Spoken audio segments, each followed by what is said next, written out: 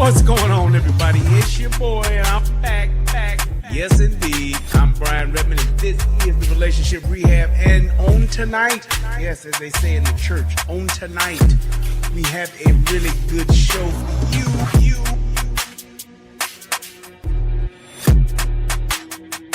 It is what it is, man. But thank God for Rumble.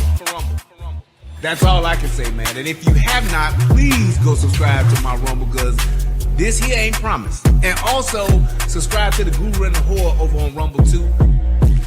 Tommy and I about to start doing our show again. Yeah. When are we as black folks? Everybody talk about when black community gonna ever come together. When black folks gonna ever get it right. Will black folks ever be able to overcome? Oh, he been saying that shit for 40 years since I've been around. I think it needs to be a little bit more basic than that. I know this may be a shocker. But when are we as black folks just gonna treat each other with respect? When are we gonna treat each other with respect? How do I better myself? It's by doing the work myself. I need to work on myself by changing myself. How do I better my people? I need to change the thought process and the thought patterns of our people. Period. That's just what it is. Period. That's just what it is.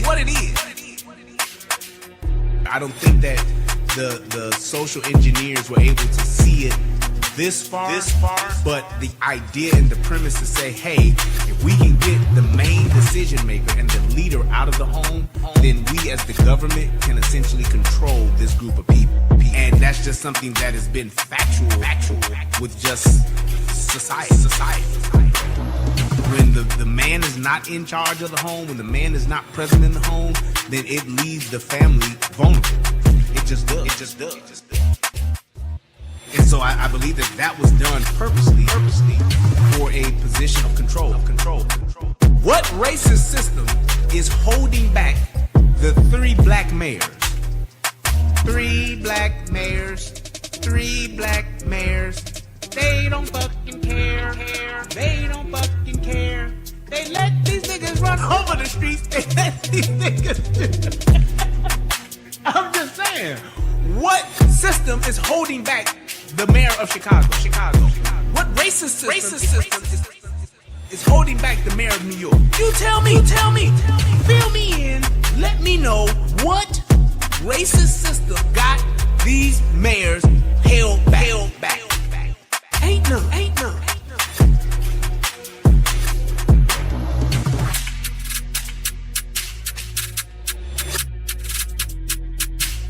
And let me end wrap up with this, and I'm going to throw my cigar. Thanks.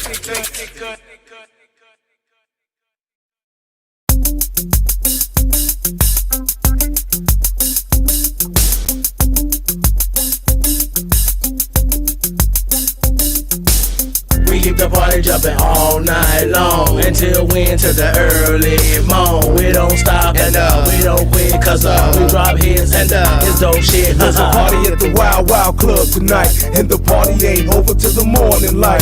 We them ballers from the 1, 2, 3, rolling VIP. We bought the bar, so we drinking M-R-E-E. I brought a brand new 6, and you haters despise, cause when the wheels stop the spinning, grown hypnotized. Teeth chatter from the ice on my neck and wrist, and you can dance if you want it or just bounce. I be rolling down the street, smoking hydro, sipping on gin and juice, baby. I be rolling down the street, smoking hydro, sipping on gin and juice, baby. As the Hennessy into me, I roll weed, how I'm finna be, cause that's me. Banking for a century, with my G's, pouring liquor for the memories. Feeling free, where them thugs in the clubs now. We getting high, drunk till we lazy eye. No lie, we them Bentleys that roll by. That's right, we them cats got them hoes like all night. We the baddest and we know this. A bunch of thug motherfuckers taking no shit. Y'all Mars can't hang with the wild wild. And got the nerve to try to perpetrate with our style. So we them players riding out in them 6-4s. Rimmed up, hitting switches, fucking thick hoes. Smoking blunts all night, getting our rocks off.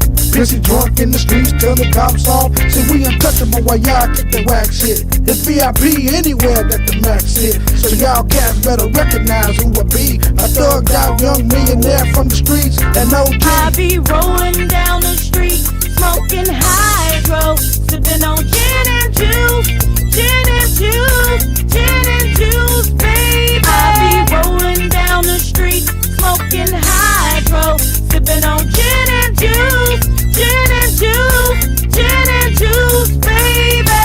I'm from the crew that can't be stopped. Jump in my ride like my car, baby, drop your top. I ain't even on that bullshit. I'm in the full clips. I'm about to stack chips, fuck dips, rock hips. As I ride off the scene on dubs, blow hate and blow me. On my way to the club, I know this beat is hot to death, so I'ma thank Mac Love. We left them corners long ago, but we still rap for the thugs. And I'm like ecstasy when you're next to me. Wild Wild is the only niggas close to me. The only ones that done show me love.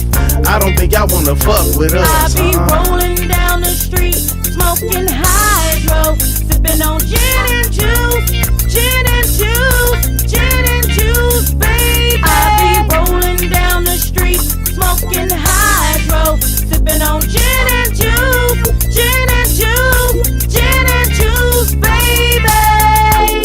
Y'all niggas can't fuck with me, no, no, no, you niggas can't fuck with me, no.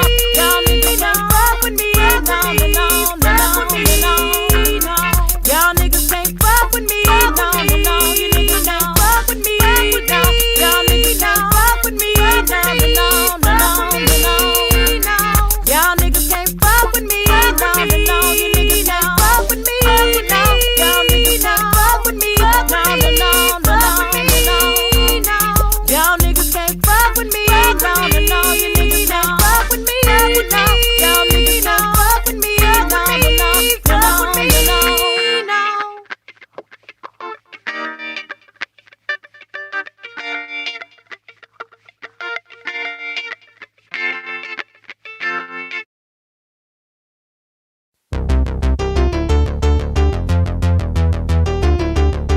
This for the niggas and bitches and niggas who be hitting them switches and pulling them triggers, who be crumbling weed and rolling them swishers. Keep on banging on corners and drinking that liquor. Keep that thug shit real when you fucking with me.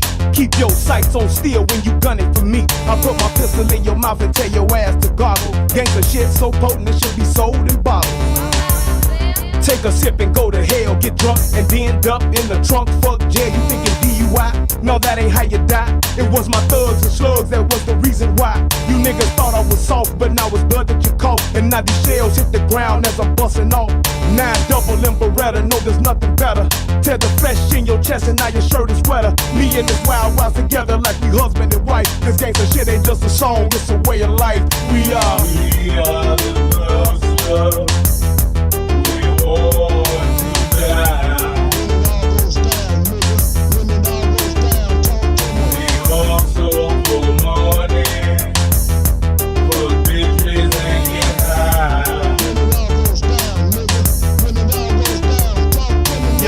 Bloodshed, pussy niggas is dead. Hollow points tipped with lead, putting gaps through heads. That's what it be like when the street lights get to flickering. Niggas get to bickering and slugs get to tickling. We them niggas that just don't ask. We take your cash, transplant or put in your ass. Right hand to your left eye. Hey, Mr. Tough Guy, when slugs fly, I guarantee your shirt won't dry. In times of peace, my niggas playing wars. Stack dope, sit mowing, then we bang wars. We been through gang wars. We bout that green, we bout that murder scene. Pull a tool that's sure to leave your shoulders clean. Cause when it all goes down, I got that heat. You was slow on the drawing, now you burn me. Because we are the thugs.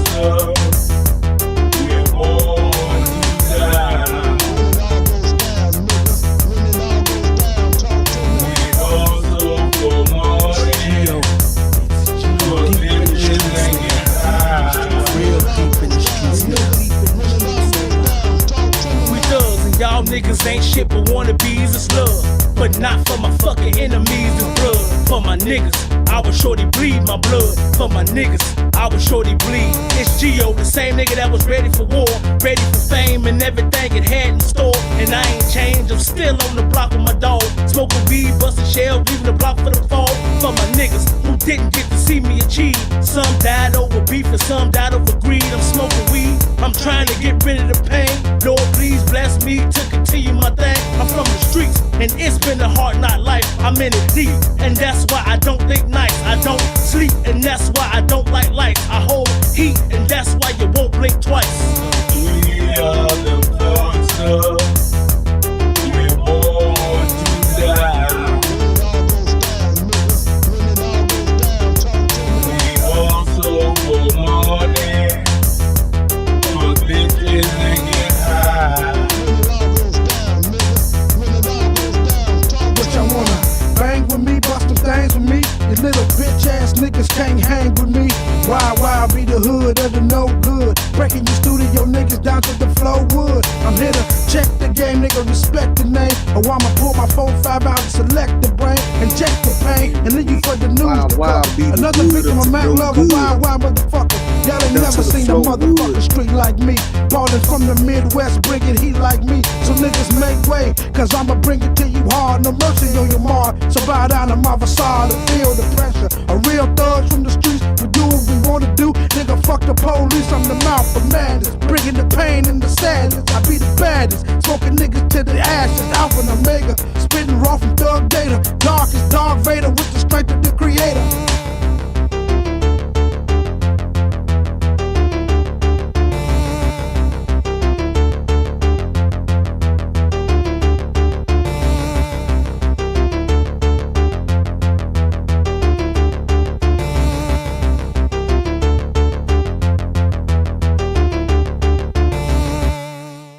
When it all goes down, nigga. When it all goes down, talk to me. There we go. What's going on, everybody? It's your boy Brian Redmond, and I'm ready to get started. So I'm gonna cut that intro, and we're gonna get right into the show. I hope you guys are having a good night. It is Friday. It's Friday, and I'm ready to swing. That's that Aaliyah. See that the black boy, we said Aaliyah, but that Aaliyah. Oh, it's all right. Yeah, buddy. Free R. Kelly, shit. While I'm at it, might as well, you know. Let me make sure my video is good. It looks good. Audio's all right too. I take it y'all can hear me, right? What the guan? What a guan? Yeah, what do you know about that? Irie, man. Everything's all right, man. Here in Jamaica, we don't have problems. We only have situations. Yes. What's going on? My man Calvin Dickerson in the building. Yes, indeed. Simply Deep is in the building. Filler Gang B is in the building. Let me get some shout outs. I see y'all. Okay, my man Billy Goat, Raphael, Tyler. We going back here. Yeah, I see y'all. Make sure y'all click that like button, man.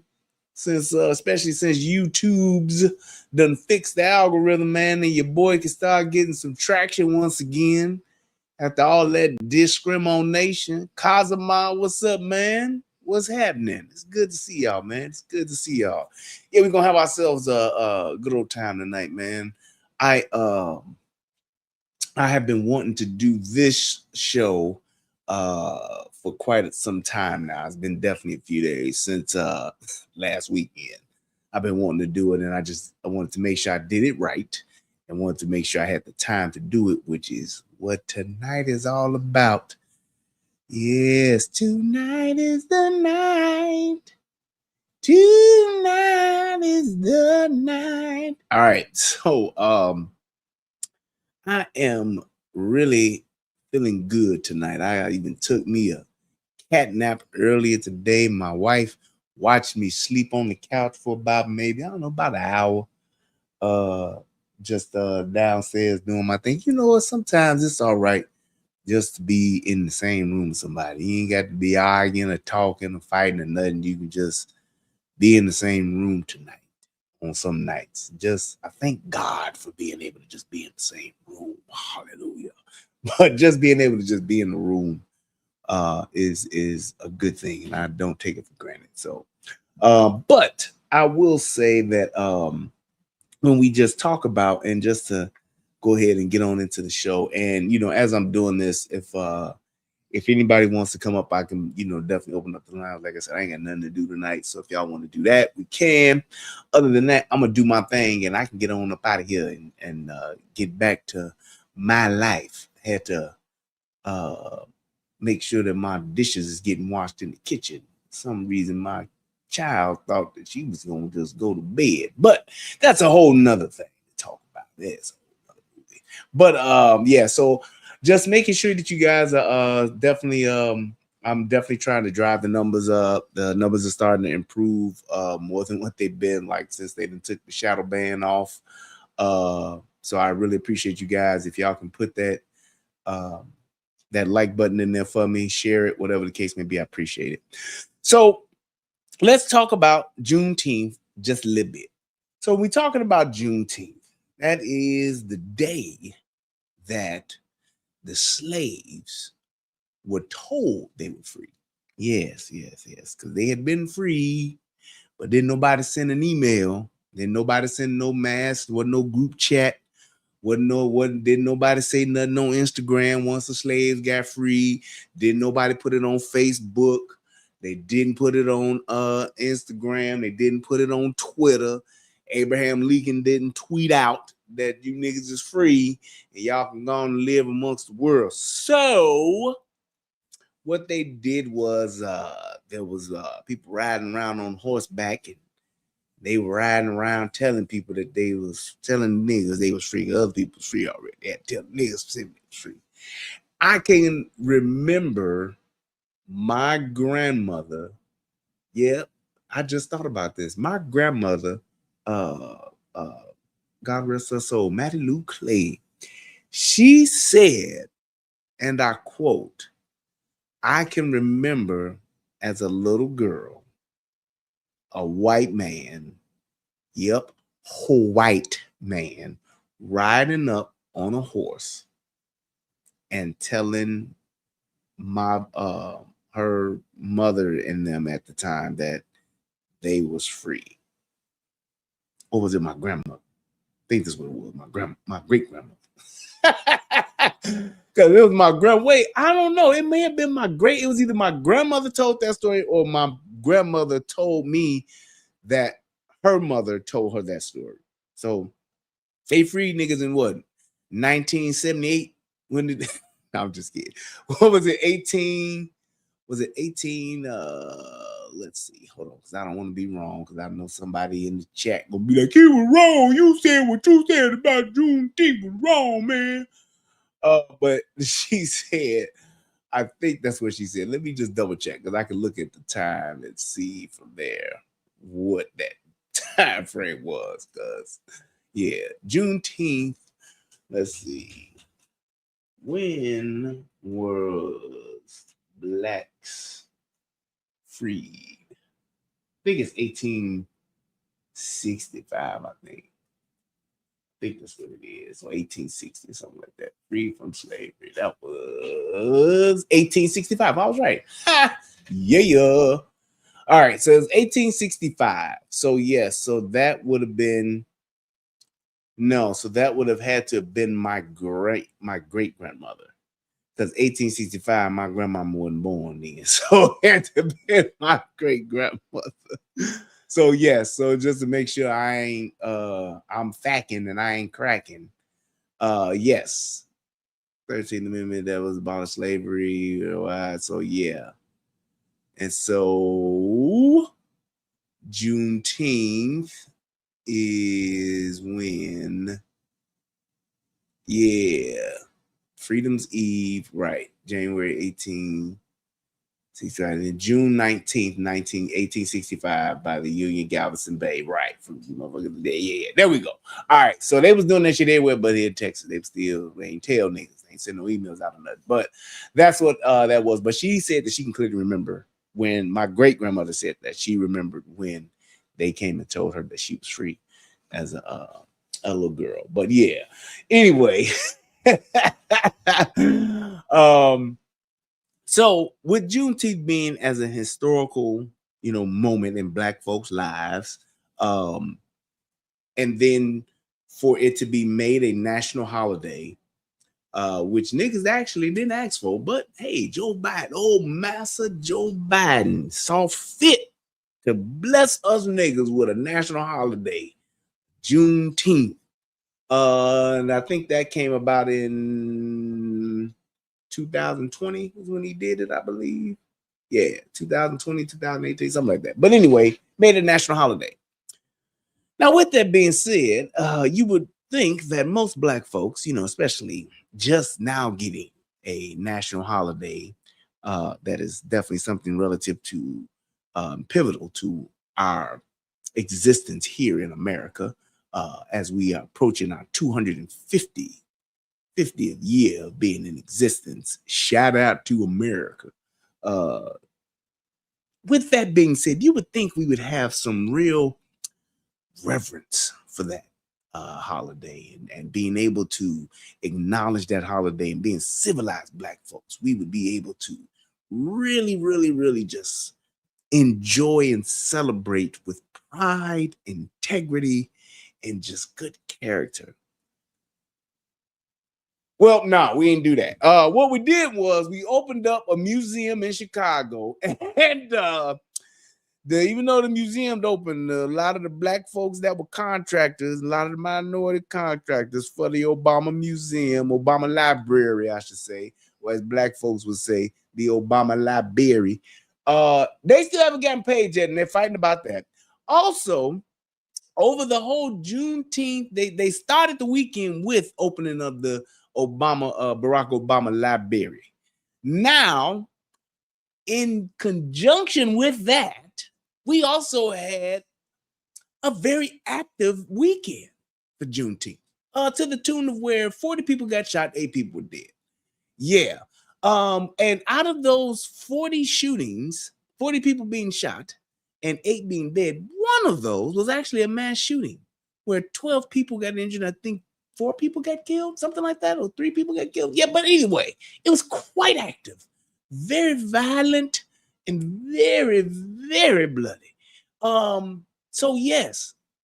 And now you would think that with all of that being said and everything that has occurred over this monumentous holiday weekend, that our mayor would, of Chicago, the geography teacher, Brandon Johnson, would be able to come forth and really accept responsibility for what has happened, come with some type of plan that's to keep it from happening.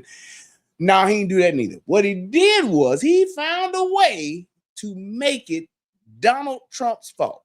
And I don't understand. I've watched this video a few times, and I still don't understand how he did the weave and brought Trump into this weekend and how he's responsible for this going on. They just said, shout out to B New. Thank you, brother. Appreciate it. He said, dang, I'm trying to finish the Tuesday straight. Hey, man, I'm back, baby. I'm back out here now, Doc. I'm gonna start doing the show, man. Mondays. Definitely be doing the panel show on Tuesdays with Tommy. And then I'm definitely gonna try to do something on Fridays and maybe even Saturdays. So I'm at least try to do 2 a week, Doc. So yeah, man. So you're gonna have plenty of content, good sir. But getting back to what and thanks for the super chat, bro. I appreciate you. But getting back to just what he figured out a way to do that. They also said there was a cross burning. Hear this. There was a cross burning at a park somewhere in the state of Illinois. And J.B. Pritzker found a way to tie this back to Trump and say this is Trump's fault too.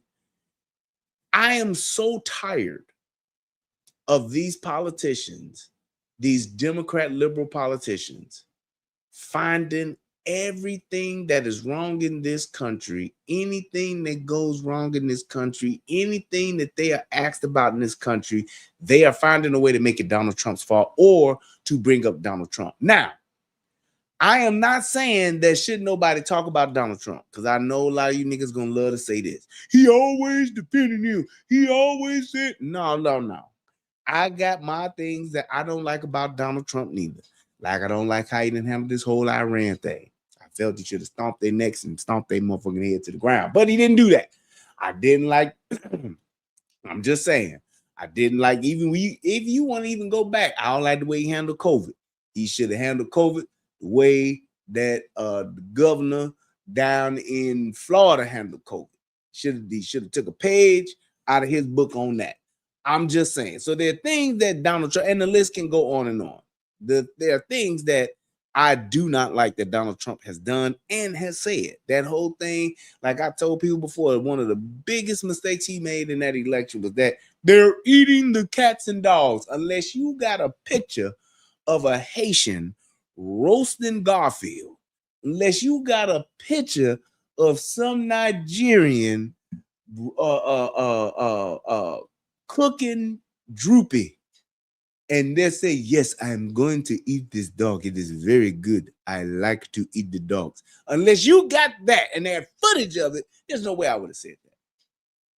There's no way. It's just one of those things that even if you're hearing it, you don't need to say it. And being a grown-ass adult, there are things that you should not repeat, especially being in a position that you're in where you can't verify it. Just because I heard it don't mean I need to repeat it.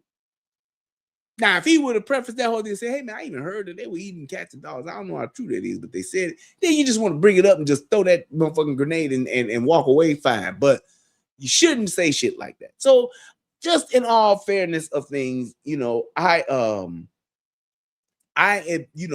will consistently and don't mind having a conversation about the things that he's done wrong. But when you talk about the things he's done right, they far outweigh the things that he's done wrong. So in that same vein, I'm gonna say, hey man, as far as the things that he has done and trying to undo a lot of the shit that Biden and crew did in those 4 years, and just trying to get us on the correct path, I think that he's probably going to be arguably the greatest president in my lifetime. Just saying. When it comes to just the overall outcomes of things that's happening and that are going to happen, and the things that he's put in place and over the years that's going to happen, yeah. All of that shit about how he make people feel, I could give zero fucks about. But all of the things that he's done and he's doing and putting in place now, is everything he's doing benefiting black folk? No. But there are things that are presenting opportunities for us and presenting opportunities for just America's period, which I believe that is going to set us up for the future. The fact that he's fucking campaigning and having to spend time campaigning to get men out of competing in women's sports, he shouldn't have to be spending time to do, but the fact that he does and he's doing it, I appreciate it. And that's just the small thing. The whole thing with the all of that DEI crap and getting that stuff out of the way, I'm all for that. So it's like, I appreciate him for doing that kind of stuff, and hopefully we won't ever have to like experience that again. At least I hope me and my children and my grandchildren won't. But with that being said, those are the things that I've seen that he's done right. But like I said, there are definitely things that have done wrong. But how they can weave that into everyday life, and all of the Democrats are doing it. You ask Hakeem Jeffries something, he gonna find a way to talk about Trump. You ask Brandon Johnson, he gonna find a way to talk about Trump. JB Pritzker, you talk, I mean, any and every single last one of these Democrats, when they get confronted, pinned up against the wall, backed into a corner, the first thing they say is Trump. And I don't understand why people are okay with that kind of just rhetoric and those types of responses, and just saying, man, come on, man, like, really? But they continue to do it. So with that being said, I want us to break down this. I want to break down this interview or this press conference that Brandon Johnson had, and just go over those things and just see exactly what he's not saying And he's really starting to be reminiscent of the whole. He's not as bad as Kamala Harris. I'll give him credit for that in all fairness.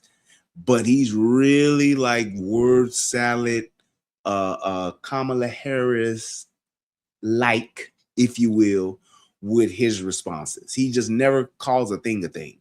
And he will just find a way to not answer the question and to talk about stuff that really doesn't matter pertaining to the question, and just say, well, that's my answer.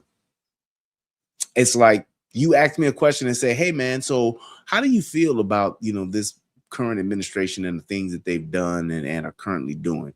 And I say, well, when you move rook to e4 and then you take the red checkerboard and move, it's like that has nothing to do with. I just say, well, that's my answer. You don't like it, I get it. Like, no, that's not answering the question. So it's like, man, he said Lori Lightfoot was better than him. I said it, man. You said it. I said it. He talking about I said it. I said it. Most people that even had half of a brain. When I researched this dude and found out that he was nothing more but a geography teacher, man, I knew it was gonna be nonsense. And then he was like, just with all the things he started saying he was gonna do, it's like it's asinine. But this is what happens. And I'm gonna say this. I will say this. I do not feel sorry for niggas in Chicago. I feel sorry for the city because I love the city. I love my city. I still do. Still love my city. I don't feel sorry for none of you niggas. Everything y'all getting, these high ass property taxes, all of the fucking crime and all that, man, y'all deserve all this shit. He's just like the Dark Knight. He's not the villain he's the villain y'all deserve. He's not the villain y'all need. He's the villain y'all deserve right now. Y'all voted for this because he was a black dude with a fucking mohawk and y'all voted his ass in.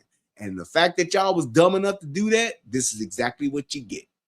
So make no mistake, I'm not doing nothing but being and I told you so nigga as of right now. That's what until he gone, I'm definitely coming from that perspective of I told you so. There was no way they should have voted this dude in. Nobody knew him. Nobody in the community knew him. This nigga was a teacher, literally. A teacher. And y'all put this dude in charge of the third largest city in the fucking country with a fucking $1 billion goddamn budget. And look at what he did. He squandered away all of the money, put us into debt, and he then ran the goddamn bears out of the city. This what y'all get. I swear for God. Him and that JB Pritzker. Y'all gonna learn to stop listening to these fucking preachers and telling y'all who to vote for. Y'all gonna learn to stop just voting for somebody because they black. Y'all gonna learn to stop voting for some cool, slick talking ass motherfucking white boy or nigga. Y'all gonna learn because this is the kind of shit that happens when y'all do. Y'all voted for a woman because y'all just felt it's time for a woman to get in charge. Right. You saw what Lori Lightfoot did. Turn right back around. We gonna put a brother in charge like Hale Washington. Yeah. Yup. You see what he did. At the end of the day, y'all gotta stop voting from what looks good. Y'all wanted to get a brother in there. The best brother that was running was Willie Wilson. He's a fucking businessman. He's from the city, grew up in the city, got love for the city, and is an accomplished businessman. Why would you not want him to run the business of your city? Oh, I know why. Because he got a speech impediment. He got a speech impediment. So because of that, he ain't cool. Well, you know who else had a speech impediment? Fucking Mike Tyson. He became the heavyweight champion of the world. It's ludicrous. Spinal. They broke my back. It's like that kind of shit is what does black folks in, not just in this situation, but period. Y'all don't want to research. Y'all don't want to look nothing up. Y'all don't want to actually look at the facts. Y'all want to go on y'all feelings, what looks cool, and that's it, to your own detriment. And if y'all keep fucking around, y'all motherfuckers gonna be there and Chicago gonna be broke and it's gonna be like fucking Gary, Indiana. Keep on. Keep on. Y'all keep on. Y'all gonna be the same motherfucking way. Whatever happened to Gary? What happened to Chicago Heights? What happened to Riverdale? What happened to Harvey? Niggas, that's what happened. Y'all vote these niggas in, and these niggas don't do nothing but enrich themselves and take advantage of y'all. This motherfucker just had a weekend where there were 40 people shot, 8 people dead, and this motherfucker here by himself has 150 of Chicago's finest police officers watching his ass. Meanwhile, y'all niggas is dying and getting shot in the streets. And y'all okay with that? 150 motherfucking police officers. Mind you, the police department, I believe, it has a 2,000 officer deficit from what their minimal requirement should be, operating procedures where they should be at, minimum. They 2,000 officers below that. Same motherfucker talking about we gonna defund the police and all that. Yep, he defunded the police. Y'all doing all this. Meanwhile, he got 150 police around him talking about they don't need the police. The police are we don't need them. Well, why do you need them? You would think he would be showing you leading by example, right? Nope. Rules for thee and not for me. That's the whole Democratic thing. They'll tell y'all what the fuck y'all should be doing. They'll tell y'all what they want you to do and all that shit. Meanwhile, they doing what the fuck they want to do while they hold you to some shit that they won't even hold themselves to. Insane. But that's their playbook. And I'm not even tripping on them so much because it's been their playbook. And y'all keep going along with it. Because y'all worried about Trump and he racist. Yeah, okay. Yeah, all right. Let's go ahead and let's bring this dude. Let's go ahead and talk about this and get this going. Unbelievable. All right, here we go. And community during Juneteenth, it was disrupted by heartbreaking acts of gun violence. Heartbreaking. My thoughts and prayers remain with the victims, their loved ones, and all those who have been impacted by violence. I'm grateful to the Chicago Police Department, our firefighters, emergency medical personnel, OEMC, hospital staff, CVI workers, and all of the first responders who worked swiftly to protect. Hey, y'all let me know if y'all can hear this okay too. Affected. To support our communities, an emergency assistance center led by CPD will open tomorrow evening in Washington Heights, offering resources and services to victims, survivors, witnesses, family members, and of course, community members impacted by the recent violence. Community violence intervention workers remain on the ground providing support. What the fuck is that? Community violence intervention workers. What are these people doing? My man Calvin said, did a white person for Johnson, or did the white people for Johnson, you think, more than black people, or vote for Johnson? I think that's what you're trying to say. More than black people? Probably, but the fact of the matter is, it's so many black folks in Chicago that they could literally swing that vote one way or the other. They could swing it. If they all got their shit together, they could swing it and get the mayor in there that they want. But this is the mayor that they wanted. Here's what it is. The white folks that voted for this dude and the white folks that stood this dude up, they with the same bullshit that he's on. It's that whole liberal agenda, bro. That's all they're doing. Has nothing, and that's the biggest thing about this. This has nothing to do with the city. This has nothing to do with getting the city on track. This is all about them and their agenda and what they want to do. As far as that liberal agenda and how that's getting carried out is all that they're concerned about. They're not trying to say, hey, we got to fix this, or hey, we want to do this. They're just talking that same, this is community policing and we're going to abolish the police and defund. Like, they more concerned about getting these illegal aliens that then came over here through Joe Biden and Kamala Harris's administration. They more concerned about getting them to have licenses and ID so that they can continue to support that agenda. That's what they're more concerned about than anything else. That's just what that is. And the city's crisis assistance response and engagement program, or CARE, remains available to residents in need of mental health and trauma-informed services. Residents can also call 211 to be connected to additional support and resources. And even in moments of tragedy, we are reminded of the strength of our communities and the importance of showing up for one another. But we also... I'm going to answer this because it's a good question. Laurice Wagner says, do you think white people consider any color as a vote? Do I think they consider any color as a vote? I'm not sure what that means. Or are you saying, do they consider color when they vote? I'd like for you to make sure I got this right. But if that's what I think you're saying, I think everybody considers color. That whole nonsense and bullshit, I don't see color, bullshit. I think that everybody sees color. However, I think that when it comes to who white folks vote for, I think they do one thing that we don't do. They don't vote their interests. We don't vote our interests. Because you can't tell me that somebody you don't know jack shit about is in your interest. Why would you vote for someone that you don't know anything about when you have another candidate that is a businessman that you do know about? Because everybody in Chicago know who the fuck Willie Wilson is. Especially niggas. They know more about Willie Wilson than they did about fucking Brandon Johnson.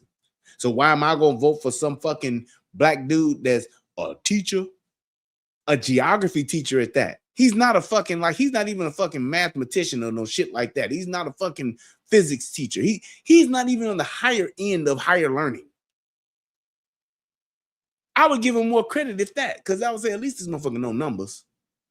No, he's a fucking geography teacher. And they voted for him because that in no shape, form, or fashion qualifies him at all. He was a geography teacher and he fucked around with the unions and all that shit. So it's not necessarily about color, and I think people do see color, but it's about what is this person doing and who else is available. Vote for the best candidate that serves your interests is all I'm saying. Because I think white folks do that. Also know that our work cannot end once the headlines fade. Gun violence has afflicted communities across Chicago for far too long, leaving behind grief, trauma, and empty seats at family tables in neighborhoods throughout our city. While cities across the country continue to face this challenge, we know that our communities deserve safety, opportunity, and the resources that are needed to thrive. Even as Trump's cuts and federal funding uncertainty threatens violence reduction efforts. How is it that what the fuck does Trump cuts have to do with you being the mayor of the city and running the city, making the city safe? How does Trump cuts affect that? I would love to know. Because at the end of the day, if Trump cut whatever the fuck he cut, you still got 150 police officers. Them Trump cuts didn't affect that. Watching your ass. And see, this is the thing that people don't realize about Chicago. Let me say this, because a lot of people don't know, because you ain't lived there, which makes sense. You wouldn't know. When you look at the city on a weekend, that's when shit really gets thick. Holiday weekend more so, and especially if the weather's nice, like when this 4th of July roll around. When you have the city like this, you could literally oversaturate the high crime areas and they would nip shit in the bud. This dude ain't even smart enough to do that. Well, it is not that he's not smart enough. He don't give a fuck because they could do that. Trump has offered the use of the fucking National Guard. What other resource do you need, bro? Just think if Trump said, hey man, I could send you 2,000 National Guards right now. 1,000. Hell, 500. Imagine if you could put 100 National Guard in every hot zone, high crime area in your city for a holiday weekend. Wouldn't shit happen? But he don't give a fuck about that. So that's why he's doing what he's doing. He won't even take the help. Not the fact that the people are going to benefit. He's not concerned about that. He's concerned about the optics, because the last thing you know what he wants to have happen is for Donald Trump to send some troops to the city and the city actually becomes safe, like he did in DC, like he did in Memphis. He don't want to do that because he knows then it's going to prove him right, and he's going to be the one that looks like the asshole, because it's been going on for years. And I'm going to charge the same fact that he tried to do it back in 2016. He tried to do, the fact that Joe Biden, Kamala Harris, the fact that Barack Obama and Joe Biden let that shit go on for those 8 years and they didn't do nothing about it. It took Donald Trump to offer y'all help. Why? Why would it take him to offer y'all some help? I'm sorry, that's not 8 years, that's 12. 2 terms with Obama and 1 term with Biden. And Biden was the president for all 12 of them years, was the vice president. So he was in the administration all 12. Why wouldn't you do that? You know why? Because this is not about politics per se. Well, it's a lot of moving parts to getting that done. No, it's not about that. It's about optics. I'll be damned if I let this white man show me up. That's what it's about. I'll be damned if I let this white man get some shine. And y'all know I've been talking about this shit well over 10 years. I've been talking about this well over 10 years. These mass shootings, these high crime, 80 people shot over the weekend. I've covered all them shits. I've covered it all. And you clearly see that the only president to actually do something. I even pointed out how, even if you don't want to send a National Guard in, you have, as the president, you have the power to establish a specific FBI task force to go in and assist these cities. They won't do it. Yes, Obama is from Chicago. That's all I'm saying. So when you think about all of the opportunity on what it takes to make the city safe, they have bypassed on it and have let people die. Which is why I can't stand these motherfuckers. Because y'all would rather let people die than to do the right thing. Eat a little crow and go ahead and do what's best for the people. And you know why? Because you don't really love the city. You just love yourself. While your wife's spending $70,000 on desk, that's what you're concerned about, as opposed to the safety of the people that look like me and you that are dying every day, every weekend, every holiday weekend, getting shot. But you making this bullshit ass speech, the empty tables at the empty dinner tables and the empty seats in the community and the churches are bullshit. You don't give a fuck. He's literally just reading this. And to me, it's almost as if he's kind of like almost like a sociopath, because he really don't give a fuck. And he's reading this as if he's sympathetic and he really doesn't give a shit. I would not be able to sleep at night as a man, knowing that there are people in my city that voted for me to keep them safe and to run the city. I could not sleep at night knowing that I got 150 of Chicago's finest police officers watching my ass while people in the streets are fucking dying at night. I couldn't do it. There's no way my conscience and who I am as a person, as a man, black man, human being, Christian, whatever you want to call it, there's no way I could live with that. And the fact that he can lets me know what type of person this motherfucker really is. He's at a whole nother level of selfishness, a whole different level of self-centeredness that people just don't want to acknowledge. This is fucking horrendous. Nationwide, my administration continues to strengthen investments in violence reduction, youth opportunities, and community-based interventions that ultimately make neighborhoods safer. Hey, Tonia, if DC ain't safe, because I have not been there, it's better than what it was. All that it was getting there is better than what it was. That's all I'm saying. So if you live there and you get more insight on it than I do, great. But I don't see all these motherfuckers that were all the shit that was going on there before. I don't hear it to that magnitude like it is now. So you got to credit the man with something. That it was getting there already. Yeah, okay. It wasn't there already.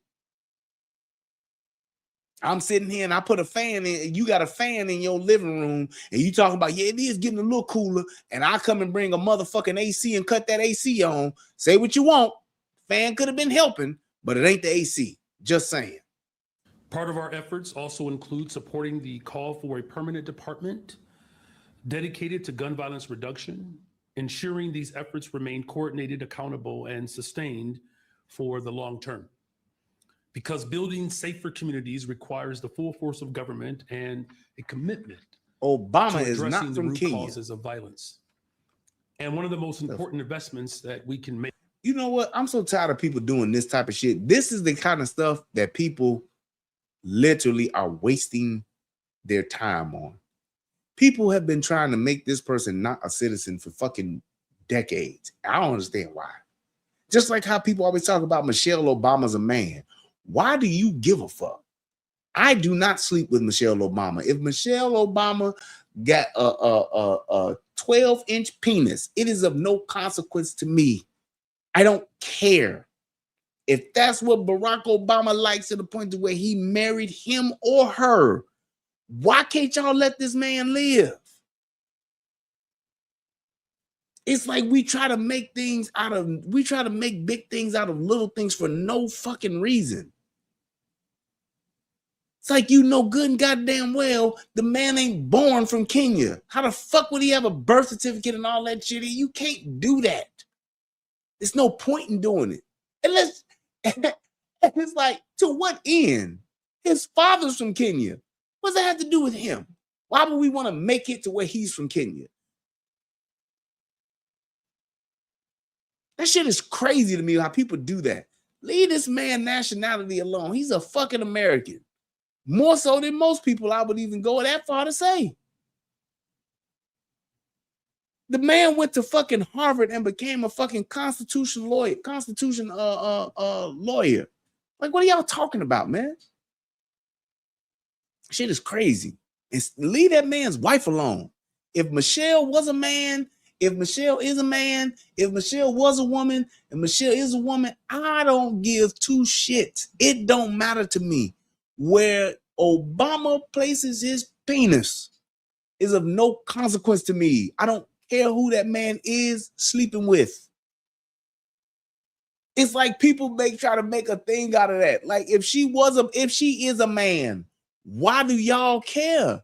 She's presenting as a woman and has carried herself as a woman all this time. If the kids are fake and they was by somebody else, why do you care? What that man's family life is like has no impact on my life. That shit is wild as hell that people go into that and try to drive down that street and be like, yeah, they were doing this, they were doing that, they were doing this. Just like Candace Owens talking about that white woman that was a man. It's like, okay, what difference does it make? What is that man or that woman, what does their gender and who they're sleeping with, what does that have to do with you or us? It has nothing to do with them. That's why I don't have a problem with gay people. The only problem I have with gay people or trans people is when you try to make me get on y'all program. I don't care. You can walk around in a dress. You can walk around with whatever, as long as you ain't fucking with no kids or influencing no kids. And that's what you want to do, by all means. Have at it, my man, my woman, whatever. Have at it. I wish that we as a world, as a country, could get to that place. Hey, man, what you do in the bedroom don't have shit to do with how I got to address you. Who you sleep with should have nothing to do with how I speak and the words that I choose to use. The fact that you are dressing like a woman don't mean that I'm going to call you a woman. A ma'am, madam, miss, ms. No. And you shouldn't care either.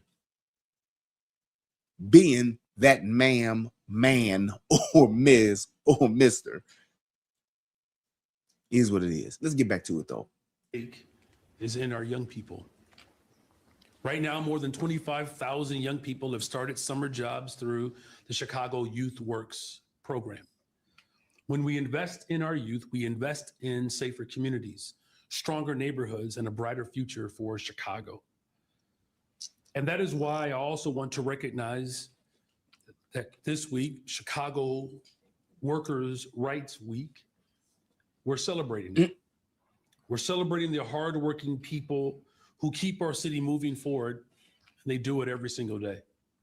Whether you're working an overnight shift, serving customers, preparing meals, stocking shelves, or delivering goods across our city, Workers Week. Your work matters. Every day, Chicagoans show up for one another. And through our work, and through your work, you help feed families, support neighbors, and you keep our communities running. You create opportunities for future generations. And that is the power of working people. And that is why we are proud to celebrate Chicago Workers' Rights Week. But as we all know, Chicago, like communities across the country, continues to face an affordability crisis. Too many working families are spending too much of their time and energy simply trying to make the ends meet. The rising cost of housing, groceries, childcare, and other everyday necessities. Yeah, like the property taxes you increase. And see, those are things that he won't bring up. It's like this. And I'm going to acknowledge what you're talking about, Kazuma.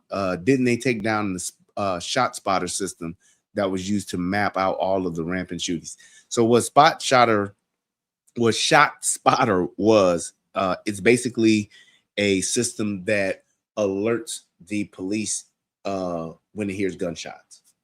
Had it all throughout the city, and they took it down. Have no clue as to why. No clue. But yet and still, with all of these shootings, and all it does, because when you have things like that that happen with Shot Spotter, it's like that's when seconds matter. So you got somebody shooting on 119th and Halsted. Shot Spotter would then let the 911 dispatch know, hey, shots fired.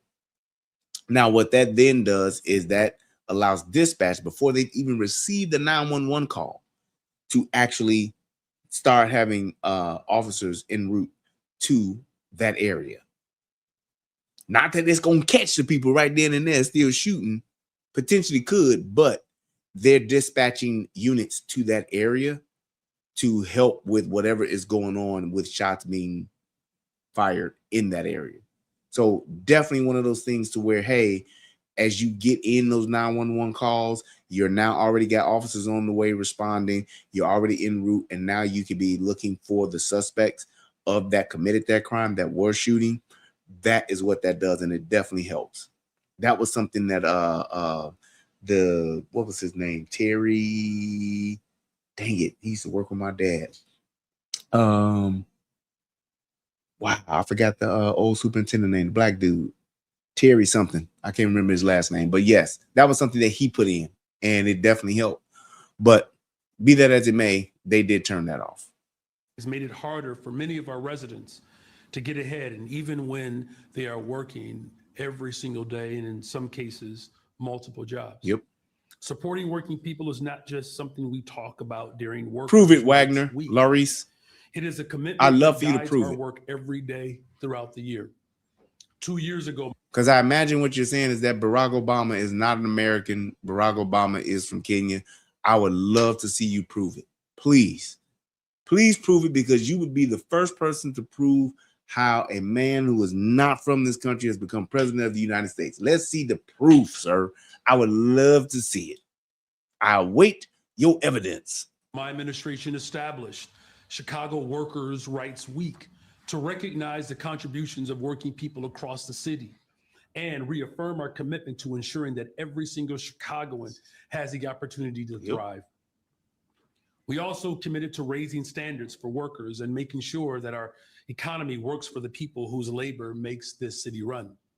And since taking office, our administration has increased Chicago's minimum wage each year, helping workers keep pace with rising costs and ensuring that more families can share in the city's prosperity. On July 1st, Chicago's minimum wage will increase to $17.05 per hour. That means more money in the pockets of working people and more support for families working hard to keep up with the rising costs. And it's also why we fought to give Chicago workers access to up to 5 days of paid leave and 5 days of paid sick leave. No one should have to. Hey, Simply Deep, you can email me, and if you want, we can do I will do a show for that anytime.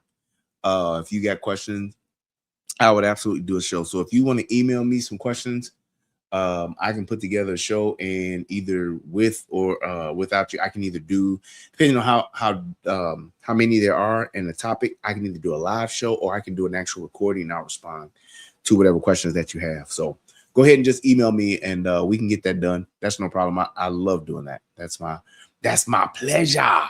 So yeah, just shoot me an email and we can get that resolved and get that figured out. No problem. Choose between earning a paycheck and caring for themselves or their loved ones. And no one should have to worry about losing income when they're struggling with their health. We know there is still more work to do. Working families are the foundation of our city, and they deserve fair pay, meaningful protections, and the opportunity to build a stable future for themselves and their loved ones.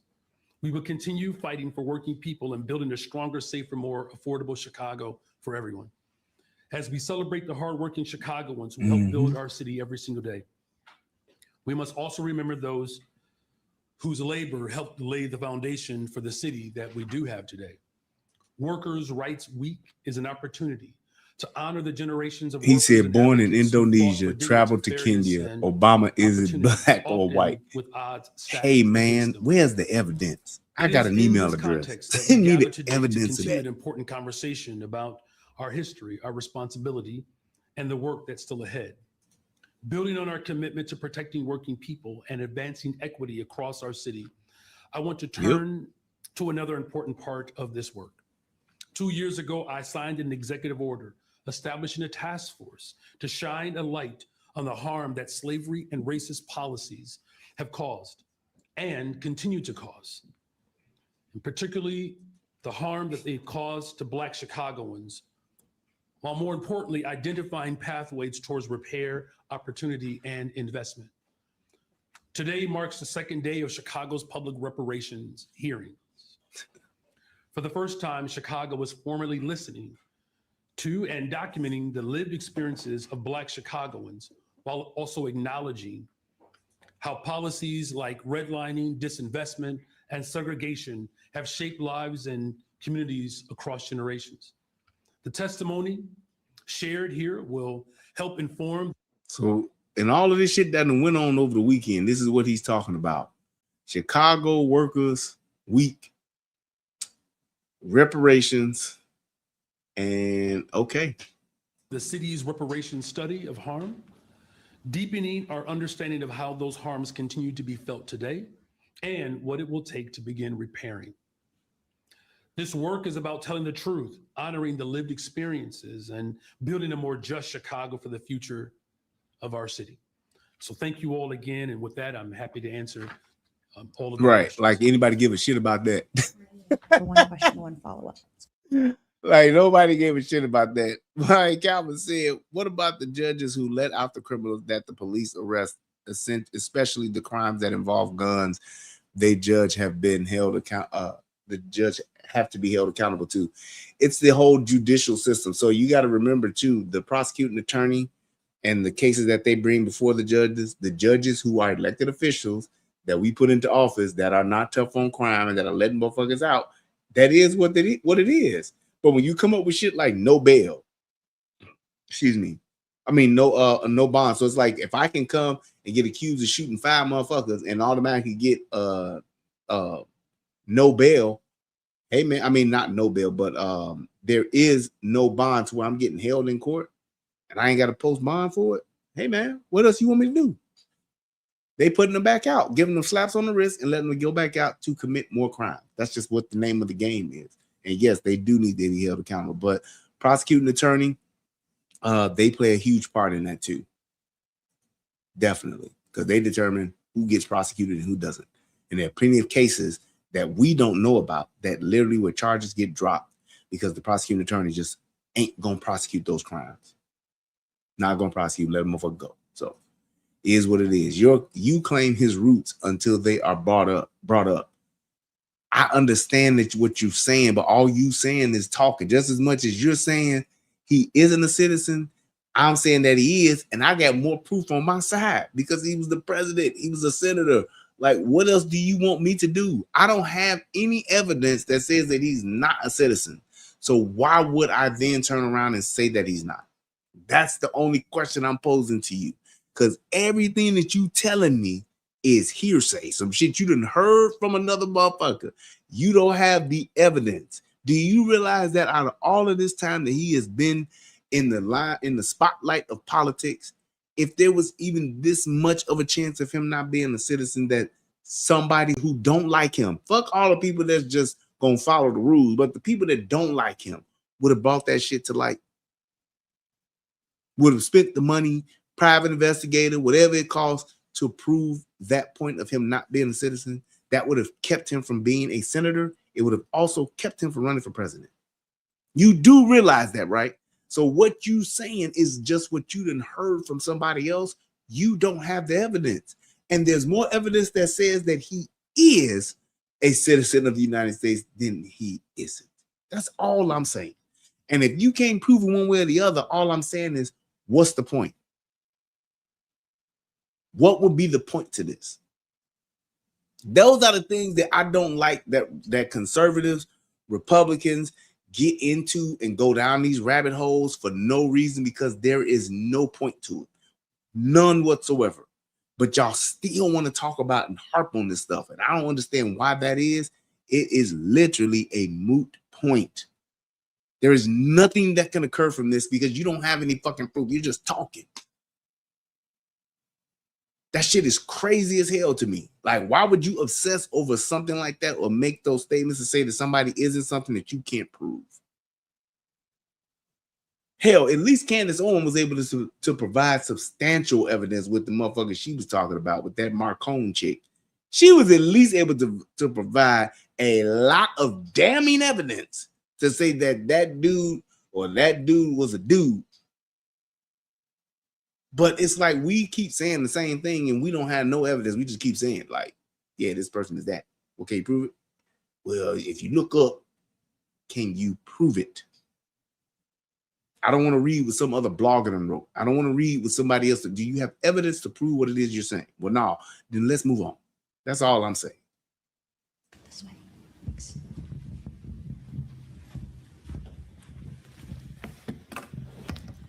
How you doing, Mayor Johnson? I'm doing well. Thank you for asking. Talk a little bit more about what I think I just heard you say, which was your endorsement of a Department of Gun Violence Protection. How would that work? Who would be running That's a good that? question. I wish you'd have this kind of vitriol about Trump and the Epstein files. What kind of vitriol would I need to have? And I love when people bring up these Epstein files, because all I got to say is y'all saying who's in the Epstein files, and I'm gonna let you have that. All I'm saying is, what does that mean, being in the Epstein files? I don't understand that. If whoever is in the Epstein files, do y'all know? And I love when people bring this up, because this just goes to show you how niggas would just repeat shit, and how these liberals would just repeat shit just for the sake of repeating it.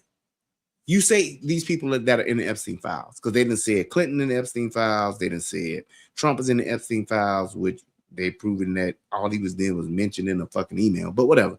They said all of these people that are in the Epstein files. Do y'all realize that everybody that's been mentioned in the Epstein files, that there is literally no evidence to show these people that have been that have been acknowledged to being in the Epstein files? There is no incriminating evidence, which would be, because what everybody's pointing this back to is that these people that are in the Epstein files are people that have slept with underage girls. Great. I'm hearing you 1000%. Where is the footage of anybody being with an underage girl that we can identify? Have you seen it? And the answer is a resounding fuck no. But y'all think just because somebody is in the files that they are guilty. You can't be charged and be guilty of a crime without evidence. Y'all do understand this, right? But y'all just like to talk and y'all just like to make shit up and hope that because somebody said you was there, that you did it. If I walked into a crack house, does that make me a crackhead? But you was in there though. Does it make me a crackhead? Does it make me a crack smoker? Does it make me a crack cooker? Does it make me a crack seller? Does it make me a crack dealer? No, to all 5 of those. So why would the same things not apply to the people that y'all are saying in the Epstein files? Now, if you got some footage of this man, said man, whatever man, being with an underage girl, then let's prosecute that motherfucker to the fullest extent of the law. Until then, all you're doing is talking, and that is what's called hearsay. Because just because I was on the plane, just because I went to the island, you can't prove that I slept with an underage girl. So what are we talking about? Just because I was there doesn't mean that I committed a crime. Well, you tell me when showing up someplace where a crime was committed makes you guilty. You tell me how that works. And we talk about niggas who love to swear by. Yeah, but they ain't got the evidence to say that, though. Y'all love to do it when it's on y'all. But when it's on somebody else, all y'all want to do is just hear some shit and y'all can say, yeah, he guilty, man. He a pedophile. He a pedophile. So y'all mean to tell me that this man, these men that were at Epstein Island and that are in the Epstein files, y'all said a pedophile. So that means that's prepubescent, that they were sleeping with little children, 5, 6, 7, 8, prepubescent. They were sleeping with children that had yet not gone through puberty. That have not yet gone through puberty. That's what you're telling me. But you don't have no evidence of it. You just hearing that a motherfucker's in the files. Yeah, I was in the dope house. That don't mean I was selling dope, smoking dope, shooting dope, cooking dope. It don't mean that. How many people have been in a raid of a drug house and then went to jail and served 30 years? Yeah, what happened? I was in that dope house and they locked me up. You got locked up, but what did they charge you with? Well, you know, I was there, so they charged me like I was the kingpin. That shit don't happen. But y'all saying it here. Why? I have no clue. Just saying. You ain't got no evidence. Do y'all not realize that if these motherfuckers had any evidence of Donald Trump being with an underage girl, don't y'all know that shit would have came out? They found a bitch from the 70s that said he raped me in a closet with no evidence. They found a bitch back then who lied and said that this motherfucker did this. You don't think that they would have actual footage of this man doing something like that and not release it? Stop playing with me. They tried to kill the man. Come on now. And I'm just talking about the facts. I ain't making shit up. So the vitriol that you looking for, how do you have vitriol? Epstein is dead. How do you have vitriol? And you don't even know what the fuck you got vitriol about. You ain't seen the Epstein files. You ain't seen Trump doing something wrong in the Epstein files. The man actually, there's more evidence showing that Donald Trump didn't like the motherfucking white boy. There's more evidence of showing how he fucking distanced himself from that motherfucker years before anybody else would have, when it wasn't popular. He banned the motherfucker from his resort in Mar-a-Lago. But that don't mean nothing. He was there, dog. No, he was there, man. It's like y'all motherfucking niggas kill me with that stupid shit. You make shit up and then want everybody else to believe it, and you get mad when they don't have vitriol for this man. Why? Because I ain't seen him do no fuck shit. Stop playing with me. That department, would it be your deputy mayor for community safety? Talk more about that. Well, first of all, again, I want to acknowledge, again, the incredible harm and trauma that gun violence has promulgated, not just throughout the city of Chicago, but throughout our country. It is incredibly disappointing and disheartening that the President of the United States of America has worked overtime to defund the very institutions that can keep people safe. What are the and here's what I'm asking. What are the institutions that the federal government need to be funding with our tax dollars that the city can't fund, and that the city didn't fund, and that the city couldn't fund now if they wanted to, because they were sending all of that $1.2 billion to migrants? Why would you take the money that you could use to fund all of the programs to keep the city safe and then put that towards migrants, but let the funding that was for the people to keep people safe go unfunded, and then the people get killed and people die, and you got migrants that you're taking care of better than the citizens that live there? Can somebody explain that to me? Where's the vitriol for that?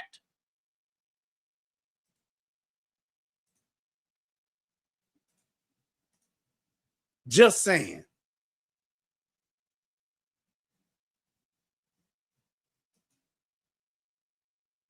I'm just saying, where is the vitriol for that? Why would you be funding illegal aliens and not fund the programs that keep the city safe? $800 million that he has taken away from violence prevention. And you had 1.2 billion. So you actually had 800 million that you could have put towards that.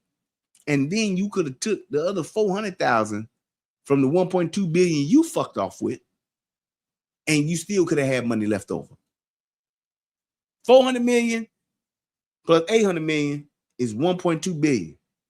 You could have took that money and funded all the shit you just talked about and just said, and still had 400 million left over. But you said, no, we're going to get this to the migrants and to all of the motherfuckers. And here's the thing. He put money in migrants' hands, and he's also putting money in his folks' hands that get over from bringing the services to the migrants. Yeah, all right. $800 million that he placed in the pockets of big corporations and the ultra-rich at the expense of our overall safety. Again, reducing the ATF budget by 30%. The entity of government that we work with at the federal level to remove illegal weapons off the streets of Chicago. And we know that. How can you guarantee that? He says, I'm mad. Did I skip college? Well, why would I be mad? I don't know what you're saying as far as I'm mad. I don't know what I'm mad about. Because I didn't agree with you and say that he's from Kenya and you can't even prove it. Why can't you just do that? At the present time, he's got the lowest mayor rating ever. He does, dude. He's terrible. Workers' right, we got exactly. Knowing what the people are here for. You know why these people are here, what they want to talk about. What's up is Wilbur. I don't know what that means. Brian, these judges continue to let repeat offenders play. Yep, you're right. Then Laurice, you're trying to get kicked out. I don't know what Laurice's problem is. It's like, why would I be mad? I don't see where I've gotten mad. I just called him out on this shit like you making accusations. Why would you make an accusation that you can't prove? I don't understand that part. Like, what is that about? Why would we waste time with that when we can't prove it? Of the police dog by the officer, I think it was in Atlanta. Send that to me, Malik. Send that to me and I can take a look at it. Brian, if you was the mayor, what would you know? What would you know if you asked Trump for help? You party will not support you. That's the thing, though. it's like at this point, he knows he's not going to get reelected. That shit is done. He's not getting reelected. Why not do what's best for the city and what's best for the people? Because at the end of the day, that's the only thing that it don't matter one way or the other. Why let it burn when you could at least stop it from burning and just let what's left still be there? That's crazy. If I was the fucking mayor of Chicago, I could fix that shit. I could fix the city major problems within the first 2 years. He is not even addressing the shooting. Right. He talking about what Trump did. He automatically defaulted to Trump because that's all they do. You ask somebody, this man right here is in total control of the city. He runs the city of Chicago. Trump don't run it. Pritzker don't run it. Everything that goes on in the city is his call. He opened up all of those old schools that have been closed, Chicago public schools that have been closed, the park districts that were closed. He opened all of those up for migrants. Nobody had a fucking thing that they could say or do about it. He allowed all of those migrants to go into the black communities in these cities and take over these fucking cities, pitching tent. I mean, take over these areas in the city where motherfuckers had tent cities up in the fucking neighborhoods. He did that. He allowed that. So it's like he's the one that he brought in his own staff. He got all these black women working for him. He got all these black folks working for him, and they ain't getting shit done. They just getting paid.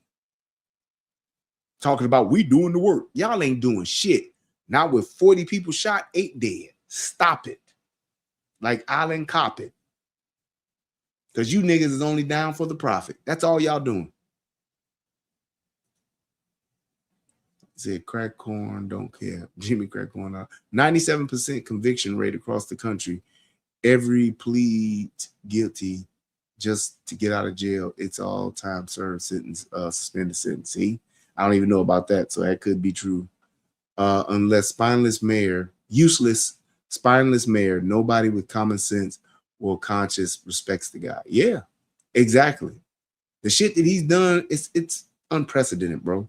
When there's no distinction between guilty and innocent, nobody actually goes to prison. The sooner you plead, the sooner you get released. There it is. A person not born in the U.S. can hold office of Senate, House of Representatives, but not the president. That's all I'm saying, man. That's all I'm saying. So if this dude, out of all of that time that this dude has been in office, you mean to tell me nobody could prove this? Man, stop. Stop. Whatever. Brian, you are the first brother I've heard say moot point. I think I spelled it wrong, but just want to get in a conversation to say the word too for some reason now. You wild as hell. Yeah, buddy. That's one of the words I learned from you know who used to say that? Tommy used to say that. And he used it correctly. And it's like he's one of the people that I've actually heard like say the word and say it correctly and correct people where they didn't say it correctly. So I took lead on that. I took his lead on that and made sure that I always use it and pronounced it the correct way. Because you can still mean it and use it in the right context, but if you pronounce it wrong, then that's a problem too. He's the guy that Tommy was the man when it came to just words matter. I love him for it because they do. Words matter. And it's like, that's how you get to a point to where, just like in his stream that we was just watching over on Rumble, y'all go support my brother, Tommy Sotomayor on Rumble. And when he's doing the show, when you don't let words matter and you just say something and hope that people know what you're saying, then that's when shit starts to get convoluted. And that's when your ideas start to not make sense. Because the more you do it, the more stupid it becomes. And you can't make points when you do that. So it's like, that's one of the biggest things that I've learned from him is that know what you're saying and why you're saying it, absolutely always. But how you say it matters. Using the correct words, the correct verbiage, that shit matters. And black folks have a problem with that. They just do. They just do. That's all I'm saying. So it's like, that's one of the things I love my brother for that, and just teaching that and standing on that. It's like, that shit means something, bro. And we should all be cognizant of that. He also came up with, look it up, nigga. That when you don't know a word, I'll be the first one to ask, hey, what does that word mean? Hey, I never heard that word before. It matters. And it helps you to be able to communicate better and to relate better with each other when you can actually know what somebody is saying and know the words that they're saying and why they're using it, and the person who's saying it and using the words are doing it correctly. So being in the Epstein files could be as little as being mentioned by Epstein. Yes. And the FBI has said that. That's why they said all of those things about the files. And yeah, we got a lot of stuff in the files, but incriminating evidence? Where? How? If I don't have that, all we doing is talking. Epstein could literally have put in an email. He could have just said on a recording your name, and you are at that point technically in the files. He could have sent an email inviting you to the island. Whether you win or not wouldn't matter. You're in the files. He could have sent an email to you saying, hey, man, good seeing you over in Las Vegas, man, last week, man. It was good. Hope I get to see you again soon. Or have you come out and hang out. You in the files. Ain't did shit. Ain't went nowhere. Ain't did. You in the files now. So what does that mean? That you a pedophile? Pedophile sent you an email and put your name in it. Pedophile was doing recording. Somebody asked, like, hey, do you know this guy? Oh, yeah, I met Brian. I met Brian a couple times in California. Now I'm in the file, so now I'm a pedophile and I got to go to jail. How? But that's what motherfuckers have done with this shit. Mind you, the whole thing about how niggas are saying now, man, they covering all that shit up to protect Trump. Mind you, the Epstein files came to light when fucking Biden and them had the shits too. And they didn't do a goddamn thing with it. And you know why? Because the majority of the people that have done anything incriminating in the Epstein files, they're all fucking liberal Democrats. And they don't want to pull that thread because it's going to unravel a bunch of shit. Bill Clinton, Bill Gates. Why go there? These old ass men, what are you going to do to them? What are you going to do to them? If you try to charge Bill Gates right now, Bill Gates got enough money to where by the time you even get done with the case, by the time you even think you're going to get him convicted, he'll be dead and gone. So why? Why are we doing this? Same thing with Bill Clinton. Why are we doing this? And that's just what it is. As unfortunate as the situation that occurred is, and as unfortunate as it happened, hey, man, I get it. But the juice ain't even close to being worth the squeeze, which is why they ain't fucking with it. But anyway, Jeffrey had old holes on an island too. Yes, people, but everybody just reaching for stuff. That's all I'm saying. It ain't like this was just an island of children that this motherfucker was running. But that's the way they want to paint it. They want to make it like that. And like, man, get out of here with that shit, man. Come on, dude. That don't even make sense. What about the prince from Monaco? I don't know nothing about that. Calvin, you gotta educate me on that. Since the Epstein files is bad as people claim, there are sitting people in Congress. Yep, that's a fact. And the Senate that have done the same thing and worse. They use taxpayer money and pay off. Let's take it a step further, Lock G. Let's talk about how the people that are sitting in Congress and in the Senate that are already sex offenders that got records and they still ain't got canceled. They ain't went to jail. Let's talk about that part. All the motherfuckers that got DUIs and all that shit. Let's talk about that. That got fucking domestic violence convictions on their record. Some of the worst fucking criminals, some of the worst people that have committed crimes in our country are in our fucking Senate and House of Representatives. So stop playing with me. Y'all just want to pick and choose on who you like. Motherfucker you like is the motherfucker who you want to lock up. Butter biscuits, see how that works for you. Have no idea what that means. Nigga speak. That's exactly what that is. I agree with you, but what about those victims? What can you do about the victims? It's 450,000 children that got lost during the migration. Children These are people that we know are children. They allowed this. 450,000. They were able to, since Trump has been in office, they've been able to actually recover 100,000, which means there are still 150,000. There's still 300,000 plus kids that are out and about in our country that have been lost. Victims are everywhere. And I'm not trying to just dismiss it. I'm just saying what the facts are. I'm more concerned about these victims that are children that's out here lost right now, that are in who knows what situation that they're in, being taken advantage of and being abused, than I am about some motherfucking teenagers that was out at an island that was wanting to hoe with another bitch that went out there. I get it. And I'm not saying that they're not victims, but I'm saying I'm more concerned about a 7-year-old that got picked up and said somebody said that they was that person's relative and took them. I'm more concerned about getting that 7-year-old back than that motherfucking 16-year-old that went to the island. Because that motherfucker wasn't bound and gagged. That motherfucker, them girls weren't tied up. They weren't bound and gagged. They weren't chloroformed like in the movies. They weren't dragged, kicking and screaming and thrown into some white fucking rape van and taken to that island. I get so tired of people acting like motherfucking teenagers don't act like they want to be with grown men.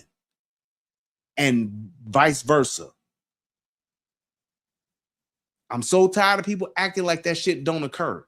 Not saying that what they did was wrong, is not wrong. I'm not saying that. But I would rather go after a little kid who's been taken against their will, or a little kid who actually don't know no better and is being forced to be in a situation, than some 15-year-old that wanted to get some money because they want to get a Gucci bag and they went over with this grown man to give him a massage. Or settle the case, but there's not the same outrage with the Epstein files. I didn't get all of that, but we'll keep it moving. Just saying. That there are at least 13 states across the country that has an office that is dedicated to reducing gun violence. The Biden administration established the first of its kind at the federal level. What I shout out to Dixon Designs. Continue to say, appreciate you. I think it's incumbent upon all of us to find ways in which we can. And see, and this is a part of the grift. So they talk about these gun violent reduction groups and these departments that reduce gun violence. And you know what, where the grift is and where the bullshit lies with that? They don't tell you how they're doing it. They don't tell you what the effect of it is done. They don't give you no real numbers. All it is a position where somebody's taking some funding and putting it in some motherfuckers' pockets that's making it seem like they're doing it. You don't see no videos of them actually doing this job that's reducing gun violence. You don't see none of the fruits of these trees for these departments. And that's why I call bullshit. That's exactly why I call bullshit on it, because you don't see it anywhere. Where are all of these anti-violence, all of these groups, all of these departments, and all of these cities that have been established and funded with taxpayer money to actually reduce gun violence? Where's the fruit of their labors? Where do we see it? What are they doing? Where's the video footage? We're in the age of technology. It's a camera everywhere you go. It's a phone everywhere you go. Why are we not seeing how this works if it works so well? And then you're gonna have somebody who's saying right now, yeah, well, when you look at the numbers, when you review the numbers, yeah, you mean the numbers that they're juking? People don't understand that what juking the stats mean. Well, let me explain it to you. Juking the stats means basically the way that I report crime and what I consider and call a crime today and what I call it tomorrow, two different things, jukes the stats. That's what that means. The fact that I see an illegal alien fighting somebody and I go and I interact as a police officer and I break it up and I say, okay, this person did this and I'm going to arrest this person because of what they've done. Now I got an arrest for an assault and I'm going to take them to jail, right? That's a stat. However, when I've been told, if you come across a migrant, you don't interact with them and you don't do anything and do not lock them up. So when I see that same fight next week with two different migrants, What do? I do nothing. Juke in the stats. So that crime that I witnessed or that crime that I've been called to that I would normally process and normally take the person or the guilty party to jail with, I've been now mandated not to. That's how it looks like crime goes down. That's just one example. Let's keep it moving. Work together to reduce violence as a whole, but gun violence particularly. I'm prepared to talk more about this particular call to action later this week. But as you know, this particular advocacy group has been calling for such an office to exist through multiple administrations. And we're going to continue to hear how the work that we're doing to drive violence down can work in coordination with the vision that this organization and organizing apparatus has. Organization and organizing apparatus has done bullshit. And he said he was going to talk about this later this week. Well, it's been later this week, and there was no press conference about it. Bullshit and word salad. That's all I'm saying.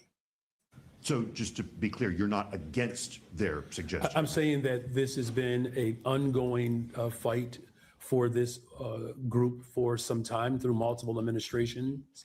And there is a precedent that's been established at the federal level, particularly, again, what the Biden-Harris administration did.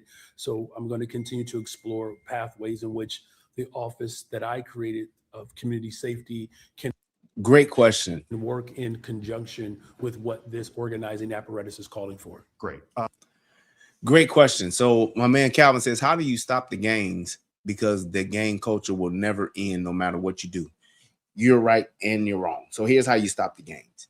You give other options. And you give other options by giving kids resources to where, because the gangs need what? They need bodies. They need you in a place to where they can use you. And what do they do when they're using you? They're using you to enterprise, sell shit, steal shit, do shit, protect the turf, all of that shit. But when you have other resources in place to where, like active policing, that minimizes gang activity, because it's not about getting rid of the gangs, it's about the gang activity. You minimize gang activity by having police, by being tough on crime, and giving resources to children. You know why, when I was a kid, why we didn't do no takeovers? You know why we didn't just go downtown and fuck around and fuck about and tear shit up and steal and jump on cars? Because we were at our parks. We were at the YMCAs. We were out playing sports. We were actually in school, after school programs. Do you realize when I was in elementary school, I got out of school at 2:30, right? And you talking about me being a latchkey kid. My mama was at work and my daddy was at work. He lived around the corner from me. My daddy was out the house when I was 3 years old. He moved around the corner from me, but he was still not there. So 2:30, I got out of school. You know what I did? I brought my black ass home. I ate something because I was a fat motherfucker and I love to eat. I brought my ass home, and then 3 o'clock, 3:30, I'm at West Pullman Park. I'm swimming. I'm in the drama club. I'm what else do they have? Floor hockey. I'm doing, there's a multitude of shit I get to do. You can go play basketball, and I wasn't no hooper, so I never really played basketball, but did gymnastics, boxing. This is all at West Pullman Park. Gymnastics, boxing, dance, wood shop, which I was cold as hell in. Wood shop. I said boxing, drama, floor hockey, swimming, water polo, free swim, junior lifeguard. What else did they have there? What was the other shit the girls used to do? I want to say they had a sewing thing there, but I'm not sure. I ain't 100% on that, if they had sewing or not. I thought they did, but there was a multitude of things that we could do. Girls gym and boys gym. So the girls could play basketball. The girls did dance. The girls did all of that kind. They had it. We had gym shows where all of the different groups would come and do stuff, and you would do something in the gym show, whether you in a dance group, or whether you doing this. They got jazz. They had all kind of stuff. Jazz, dance. They had a gym where you can go and work out and lift weights. They had classrooms, all that kind of stuff. It's a resource. So from 3 o'clock until the park closed at 9:30. From that time, 9 o'clock, 9:30, yeah, because like swim will be over at 9 o'clock. And then adult swim, right? Because adult swim, because free swim for the kids was from 3:30 to 4:30. And then from 5 o'clock to 7 o'clock was family swim. And then I think from 7 o'clock to 9 o'clock was adult swim. Or vice versa. Adult then family, whatever the case may be. So you could literally be at the pool the whole day. So by the time it's 9 o'clock, 9:30 when I'm leaving, because I didn't get dressed now and all that shit. It's 9:30, almost 10 o'clock. You know where I'm going now? Home. Because it ain't shit else left to do. I'm tired from all the activities that I've been doing, and I don't want to go run the streets. I want to go get me something to eat and go back home because I got school tomorrow. I go to wood shop the next day. I'm in wood shop from 3:30 all the way till 7 o'clock. That's what I'm doing. There were things to do. So when you got other things to do and other options and other resources in a safe space, and you got the police out there, because see, the police we had back in our day, them police didn't fuck around with you. You couldn't get up in no police face talking about you better not touch me, bitch. Fuck 12. You didn't get to do that.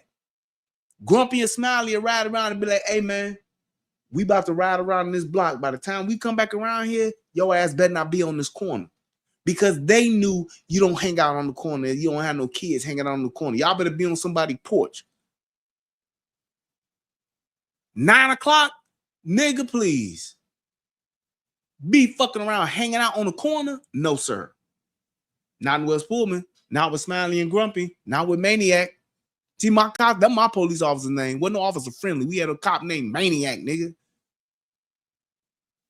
So it's like those are the kind of things that eliminates the gang culture. And yes, you still gonna have somebody that's gonna get in the gang. Absolutely. But the greater majority of your kids, when they got something to do and somewhere to be, and it's safe, they got something to eat, you can keep those kids off the street. We had midnight basketball leagues. So that means at 10 o'clock, what the kids doing? They playing basketball. The young people, they playing basketball in the gym. We had a midnight basketball league for the old niggas. So them old niggas, they love playing basketball, and they had an audience in the crowd because motherfuckers would come up there. Police would be up there to make sure no bullshit going on, but also the gang members would be like, hey, man, look, y'all the fours and we the GDs, but we can play this game. We can hoop. Ain't no bullshit afterwards. You go home, we go home, and it's all good. Wasn't no hanging out after you left because motherfuckers know what happened when you hang out. Nope, take your ass home, take y'all ass home. Get the fuck off the park ground. That's how you stop it. Your deputy mayor for community safety, Manuel Andre, now on the job. How would you say in the few weeks that he's been in that position, how would you say the city's response to violence has improved with him leading that office over his predecessor? Mm-hmm. Well, I'm leading the efforts to build the safest, most affordable big city in America. Much like all of my deputy mayors. I'm all of my deputy mayors, and I think one or two of them just got fired because they just wasn't with the bullshit. But all I'm saying is he's not being successful, and he's still fucking going down this path because he don't give a shit. Always in constant communication with them. Their job ultimately is to carry out my vision, and what I am grateful for is that we have strong public servants that recognize their role in building the safest, most affordable big city in America. Mayor Johnson, last week I sat in this very seat and I warned you that Juneteenth is historically one of the most violent days for whatever reason in the city of Chicago.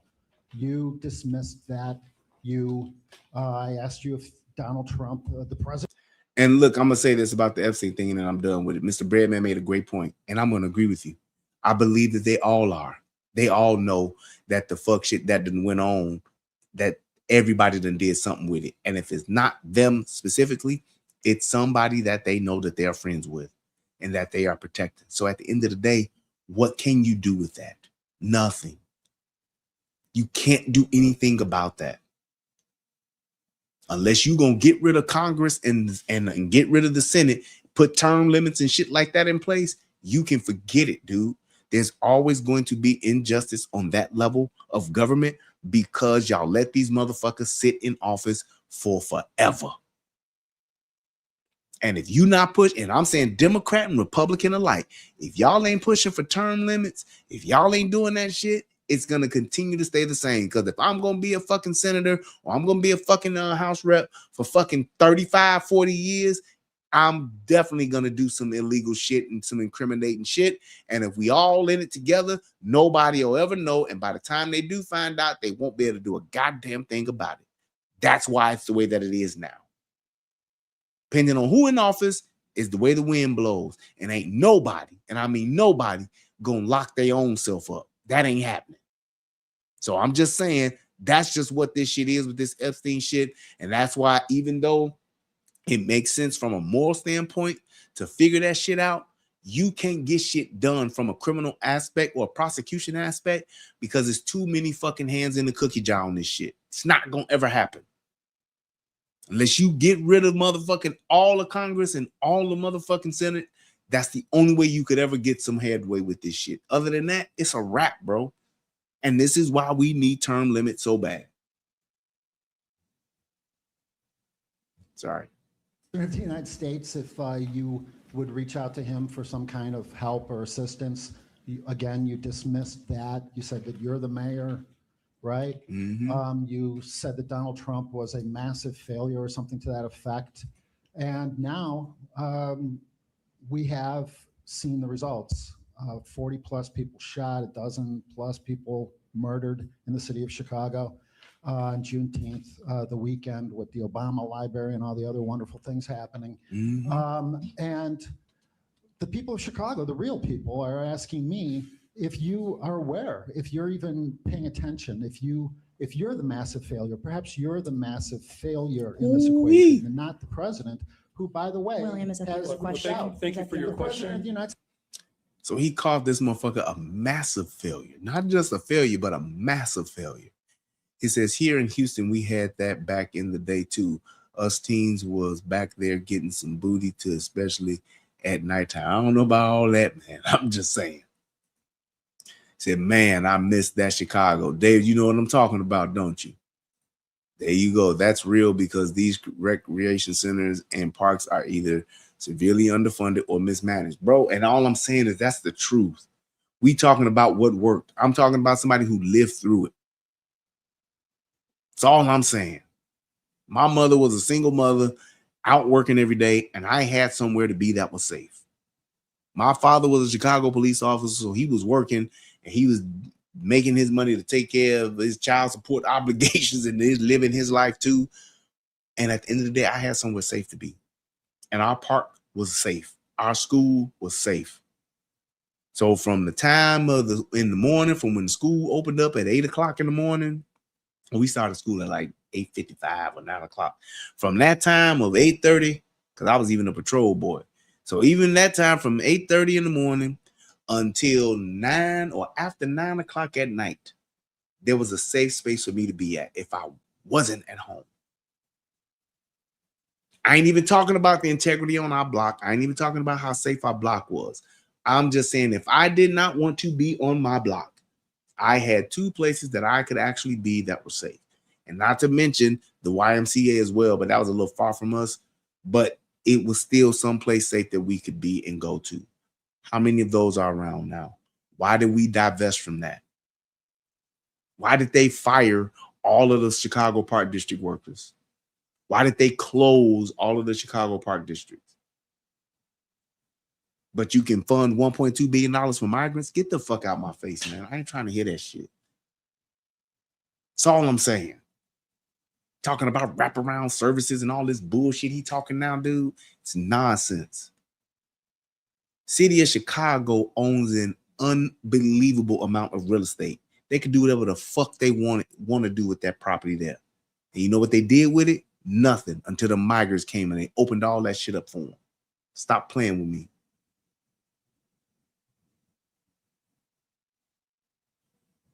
Gotcha. Yeah, that's just because it's rolling over here on the side. Whatchamacallit, but it's just, yeah, it's just me working through it. Exactly. Just saying. We're around the same age. Yep, because I'm 52, David. I'm telling you, man. That shit was before us. That's all I'm saying. Let's go. States has reached out again. Well, thank you for your question. Donald Trump has said he's willing to help. What Will you're you asking, and Ron Last accept his I appreciate support? you. I appreciate you Well, if you taking could some let me time. ask the question. I'd be You willing. have. You said Okay. that real Will people you of accept his help Chicago. now? Well, you asked two questions. Then. No. Your first question was, just want to make sure that I'm repeating what you said. Okay. Your do my first best. question was centered around, and it's a very lousy attempt of what you're trying to conflate. But your first question was Now he's essentially around who takes responsibility, right? And then your Right. second question is the help that's needed from the federal government. So I'll answer both of them. And so, look, it's very clear that as it relates to community safety, that the President of the United States of America has done nothing to help secure safe communities across this country. He's done nothing to do that. In fact, if you look specifically at his so-called Black agenda, he has not delivered on one promise. You can't say that. So all I'm saying is this, and I've never seen this before. When and why would the responsibility of a city and the safety thereof, that city, be the president's responsibility?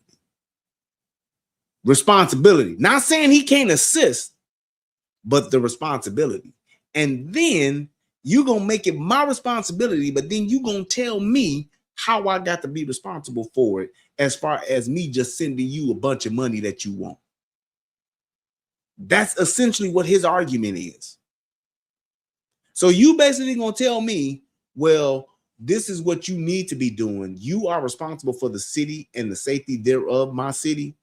And you don't need to send no troops or tell me what needs to be done. No, you just need to open up your checkbook and give me the money to spend. A motherfucker who has never secured a city before, a motherfucker who knows nothing about crime, a motherfucker who has no background, no history, no evidence of knowing anything about the streets and how to solve crime. I'm just supposed to give you a fuck ton of money to figure it out. You tell me what, in what universe that makes sense in. There's no way possible. Me being, if I was the president of the United States, I wouldn't give Brandon Johnson $100 because I don't know what the fuck he's gonna do with it. No way. If he don't have some shit that I can actually go and audit and verify, there's no fucking way I would give this motherfucker 10 cents or $1. Because you know what he's going to do with it? He's going to go buy a fucking desk for 70 grand. That's what the fuck he's going to do with the money. I'm sorry. He's going to go buy a desk for his wife that's $70,000. That's what he does with city taxpayer money. So I know what the fuck he would do with government, federal funds. That trucker sound. I wonder if that shit even work.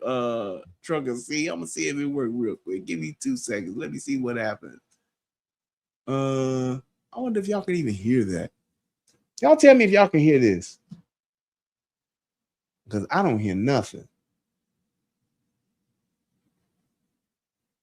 I'm just saying. I just hit a bomb drop and I hit an air horn. Y'all let me know if y'all heard something. I don't even think that shit works anymore. I got to redo that. But I'm just saying, right, and a $300 haircut. Who the fuck gets their haircut for $300? You got a fucking mohawk, bro. Like, stop playing with me. Stop playing with me. Yep, I've said that for years, since this whole shit started with COVID. But let's hear what you got to say now. you believe in creating safe communities and then literally undermine all of the efforts that create safer communities. That's why he's a failure. It's not just he's just a failure. He is a. Where's his track record to prove this? Undermining programs that make communities safe. Where's his evidence of this? Show me the money. Show me the stats. Show me something to where a particular city spent this much on this type of program, and that program then brought crime down to this level or these numbers. Show me that. You would think if somebody had that evidence that they would be plastering it everywhere. Like how Donald Trump have his charts and all that shit. You would think if he knew this and could prove this that he would, but he can't. He's just talking and just want people to give him money, and then he's gonna say we working on it. It's a fucking scam. He's a doty individual, right? And he's so fake. Because he's a of doty. that, Okay. To answer your first question, the responsibility, of course, is on all of us. Here's a responsibility that I continue to take. Driving a community safety plan that removes guns from the streets of Chicago, driving a community safety plan that actually invests in the communities that this president refuses to invest in, driving a community safety plan that ensures that our local police department has the tools that they need to ultimately hold people accountable is why we have seen positive trends. Now, of course, there's more work to be done. That work is not going to be accomplished through social media.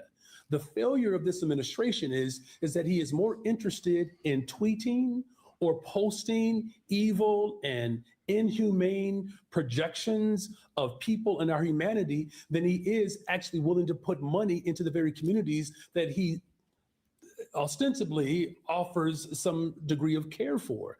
But the fact of the matter is this: there's no administration in this city that has contributed more to keeping people safe.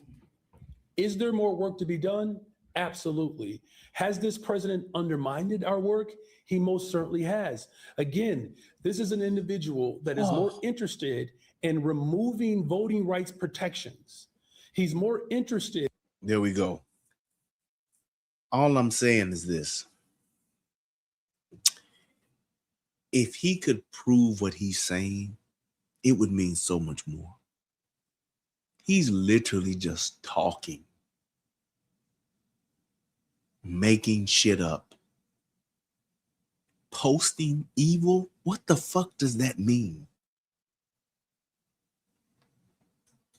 Posting evil. I don't understand what that is.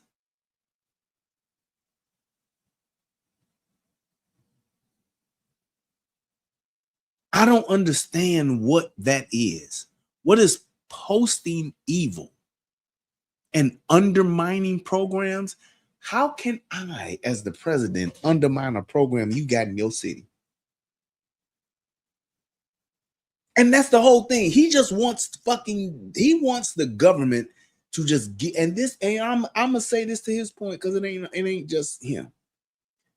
This is the problem with one of the reasons why I just can't get with this liberal Democrat agenda. Because essentially you just want me to give you money and you do with it what you think is best. And it ain't your money. Democrats and liberals are amazing at spending money that ain't theirs. I'm saying that Republicans don't do the same thing, but these motherfuckers spend it on fucking pipe dreams. Like the Green Initiative, global warming, all that shit. They love it. Spending a bunch of somebody else's money on pipe dreams that they have is what they enjoy, and not only enjoy, they believe they are entitled to do so. And if you're not doing it, then you're the problem. If you won't open up your wallet and give me all the money that I think I should have, you're the problem. That doesn't even make sense, because here's the thing. If his way worked, he would do everything in his power to fund his way to prove that it worked. But he will never do that. Never. And this is why he's such, and I'm not going to even say a terrible mayor. This is why he's such a bad person. And this is why people like him should never be in charge. Because the people like him consistently make bad choices because they are literally, and I'm not trying to just be disrespectful, they are literally incompetent. They don't know. They don't have a clue as to how to figure it out. So all they're doing is just making up shit and having these fucking pipe dreams, thinking that that is the way. And the one thing they don't fail at is enriching themselves. They're going to figure that shit out. This world can burn to the fucking ground. The whole city can burn to the ground. He's going to figure out a way to get paid. But he believes that because he went to college, he believes that he's educated. He believes that he knows what's best for everybody. Even when he don't know shit about a certain thing, he believes that he's still the one that knows best. And that's very dangerous to have somebody who thinks like that in charge of the city. And that's why the city is so fucked up right now. And it's going to get worse before it even gets attempts to start getting better. And calling for investigations or reducing the ability to investigate civil rights violations, right? Why would I be worried about civil rights violations when I just had 40 people shot and 8 dead? Why do I care about that right now? Civil rights violations? Are you serious? Civil rights violations. 40 shot, 8 dead. Civil rights violations. All right. It's not just simply about his abject failure. It's about his overwhelming interest in coordinating the upward transfer of wealth into the hands of the ultra rich at the expense of everyday people. That's what he has failed to do because, well, that's what he has done. His failure, of course, is in defunding the very efforts that ultimately can keep people safe. Thank you, William. Question. Thank you. Question is simply this. So fuck the fact that the police are 2,000 officers down. Fuck that shit. That don't mean nothing. Do you realize that his entire answer was about Donald Trump making it his fault? 40 people shot, 8 dead, Donald Trump's fault. The president of the United States is at fault for this. So whose fault was it when Obama was the president? Whose fault was it when Biden was the president? Same shit been happening. This ain't just started happening when Trump got in office. This has been happening before Trump got in office. Whose fault was it then? And this is why I say this dude is just not a good human, man. Because he's okay with this. He's okay making this and lying to the people trying to make it Trump's fault. You've already asked 2 questions. You've asked 2 questions. Nope. You campaigned on defunding the police. Nope. You asked 2 questions. You say that incarcerating violent repeat offenders is some kind of race. You can talk as long as you want. You've asked your 2 questions already, and I've answered both of them. You interrupt. No, you've asked 2 questions. I also have civil rights. I have freedom of speech. I have freedom. Well, you can just free yourself on out of here because I'm not You answering can free anything yourself else. on out of You've here. already asked 2 questions, and your time is done. So go ahead. Finish. The United States, the city of Chicago is down 2,000 police officers under your administration, and yet you have 150 some police officers on your security detail. If Chicago is so safe, why not release some of those police officers back onto the streets where they can help real Chicagoans? You're done. Thank you. Jake. You're done. Thank you. On And the, that's exactly how he the leaves. Department. Why do you think this is needed? Is there a capacity issue now in the Office of Community Safety, or is this an effort to lock in anti-violence efforts that might not stick if you don't win this office again? Well, if you're asking me if my decisions are politically motivated, they're not. They're not. And look, I understand why people would believe that a politician would speak of their own interests. My interest is building the safest, most affordable big city in America. In terms of our evolution of government, I think that is the nature of public service. So here's the thing, and I hope that people can understand this. The fact that he can't articulate that, it's like a used car salesman. I'm going to tell you how good of a car this is just because it's on my lot. And I'm not going to tell you why. I'm just going to tell you that's a really good car. It sounds good. We can start it up. And then if you buy it, and if you have any problems, I'm going to take care of you, no problem. Then you buy the car. Turns out to be a lemon. And there's only so much that they're going to cover to fix the car. Or they tell you, well, you bought it as is. This is what it is. You got to get it fixed. He's selling you something that he can't even articulate. I'm going to make Chicago the biggest, safest, most affordable city in the world. Great. How? What tangible, actionable plan do you have that I can clearly see how this works and that it has worked to where I could believe it?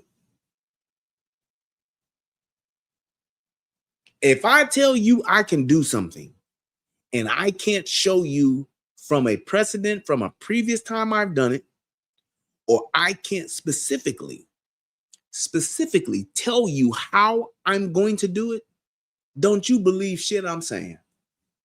You shouldn't believe shit somebody's telling you if they can't show you where they've done it before, and then they can't walk you through exactly how it gets done to show you actionables, not talking points, actionables on how to do something.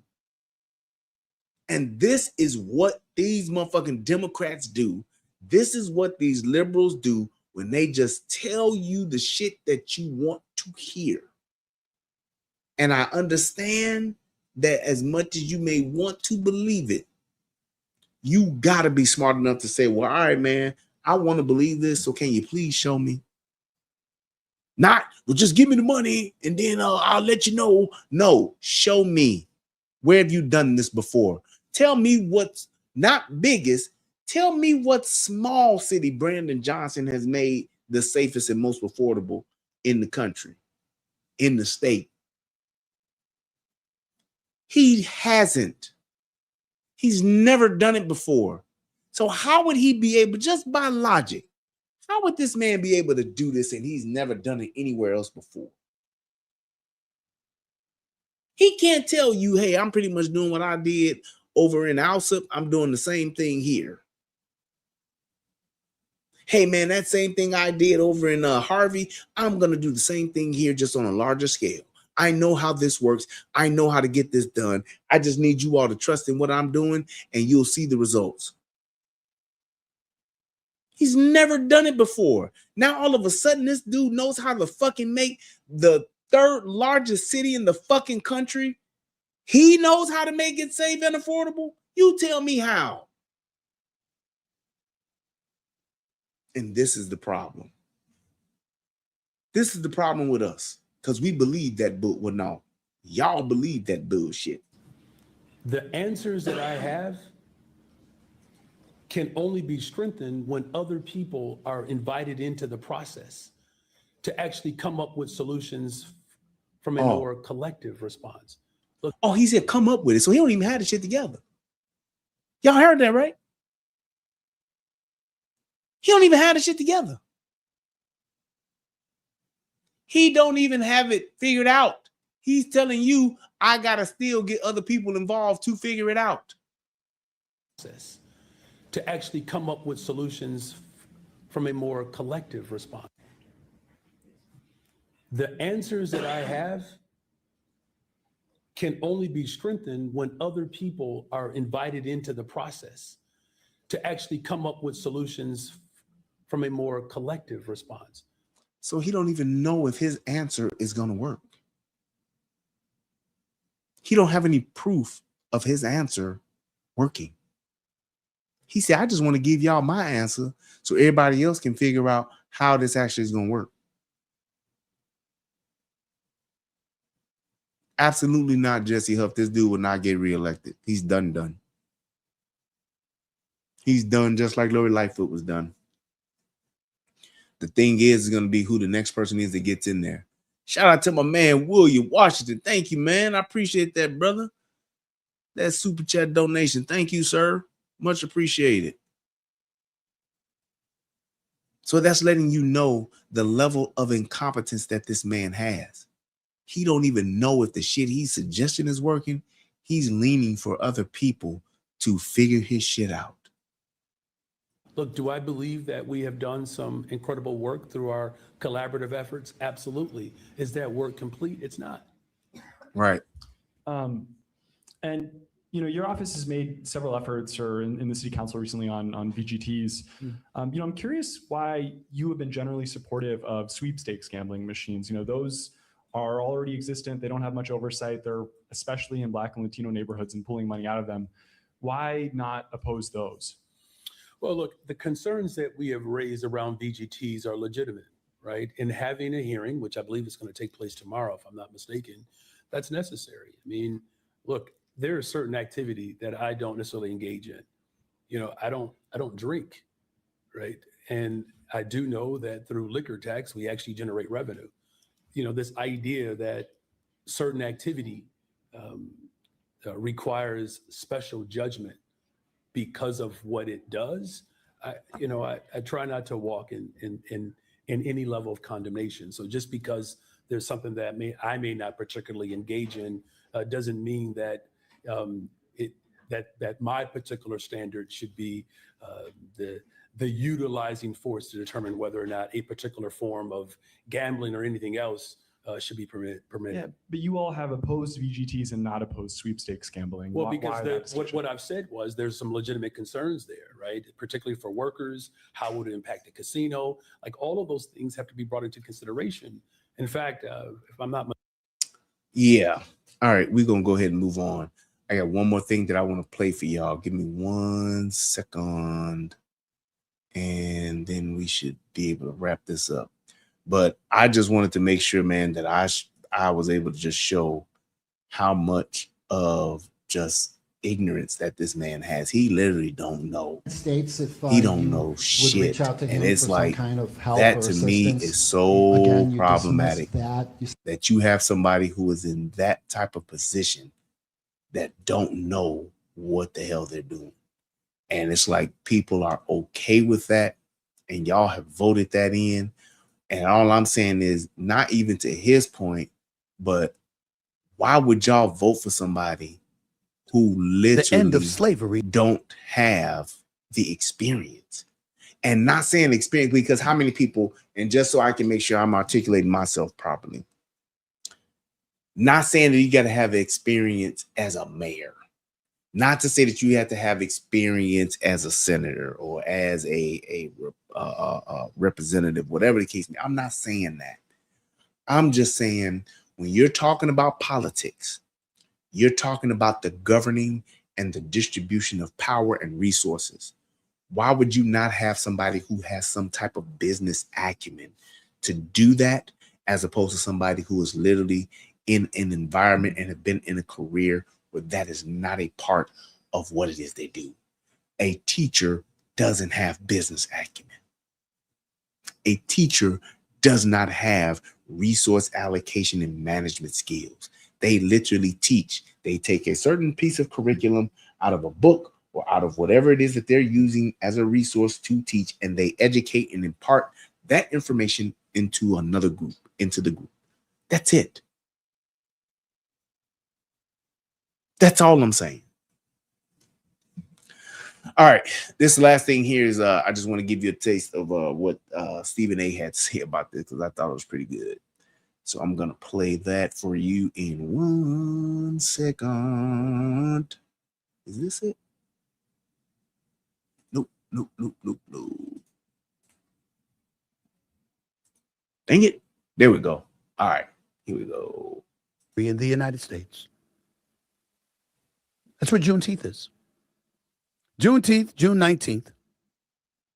Emancipation Proclamation, issued by Abraham Lincoln in January of 1863. Oh, wait a minute. Hold on. Let me go back. And we're not hearing anything. Why is that? I bring up Juneteenth, ladies and gentlemen. On Juneteenth, because he put his hands on me, so I did it. Yeah. According to the reports. From here. I'll be right. We've got people all over the place going off, talking about police officers, talking about the court system, talking about the inequity within our legal system, et cetera, et cetera. But 39 people get shot on Juneteenth. 6 are killed. And we're not hearing anything. Why is that? I bring up Juneteenth, ladies and gentlemen, to remind you what Juneteenth is. It's a U.S. holiday that commemorates the end of slavery in the United States. That's what Juneteenth is. Juneteenth, June 19th, Emancipation Proclamation issued by Abraham Lincoln in January of 1863.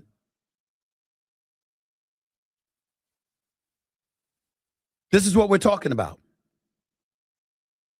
June 19th, 1865, 2 years ago, Union General, reading from here, Union General Gordon Granger arrived in Galveston, Texas, and announced that enslaved people in Texas were free.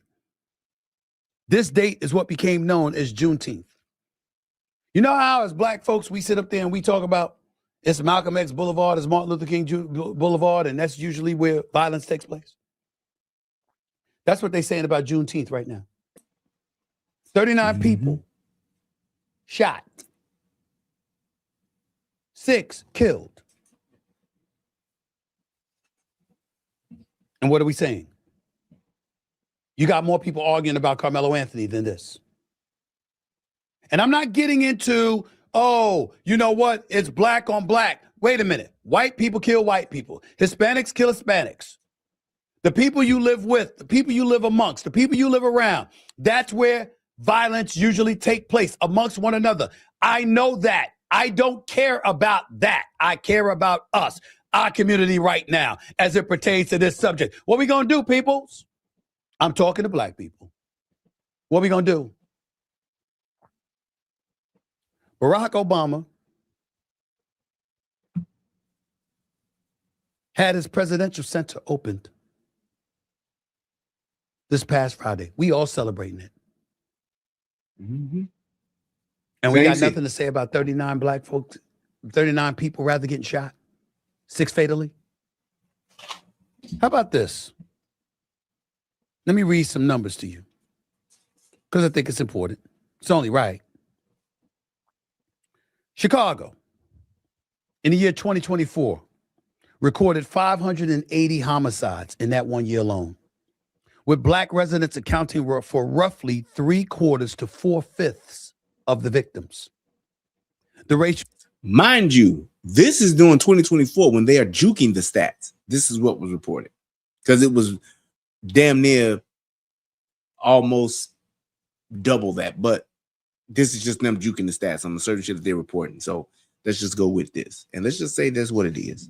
Safety gap remains stark. The University of Chicago Crime Lab reports that in 2025, black Chicagoans had a homicide rate of nearly 40 per 100,000 residents, compared with less than 2 per 100,000 residents for white residents. So that means 40 per every 100,000 versus 2 per every 100,000. That's the difference. And I hate when these motherfuckers try to say white on white crime and black on black crime is the same thing. There's no such thing as black on black crime because black folk. Let me tell you something. There's a difference between crime and violent crime. Shootings, stabbings. White folks ain't shooting and stabbing white folks more than or just as much as black folks. It's not true. It's not true. And niggas have been trying to grift and sell this shit for fucking years. And I don't understand why they're doing it. I guess they just want to lie. But it's not true.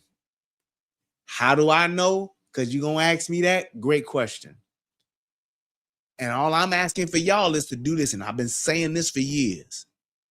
The day somebody shows me that 40 people have been shot and 8 people dead in a fucking trailer park, then I got you. Then you have a point. Until you show me consistently every weekend where you have mass shootings and multiple deaths in these white, because the trailer park is where poor white folks live. That's where they cooking the meth and all that shit. Trailer parks is where as low income white housing. Till you show me that trailer park, or just show me the white neighborhood where it's multiple shootings and multiple deaths consistently over weekends, then we can have a conversation. Until then, shut the fuck up, because I know I'm right.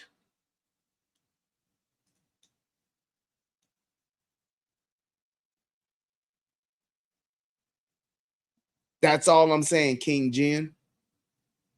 To your point, y'all watch what happened next week.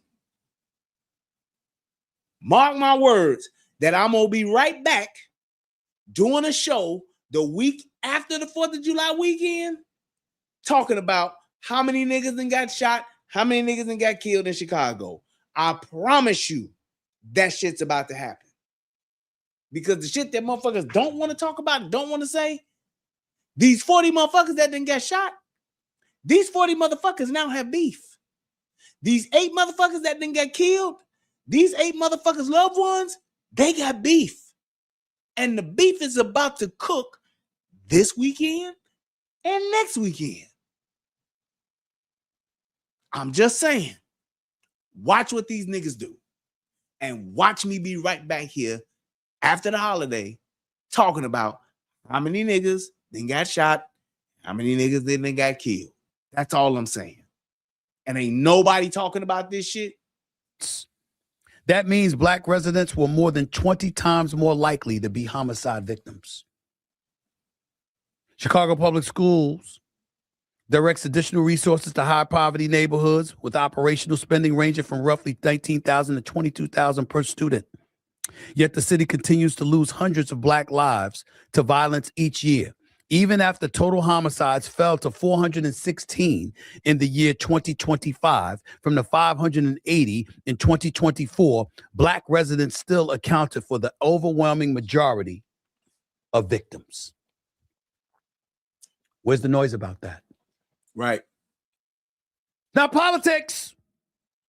It's not policy.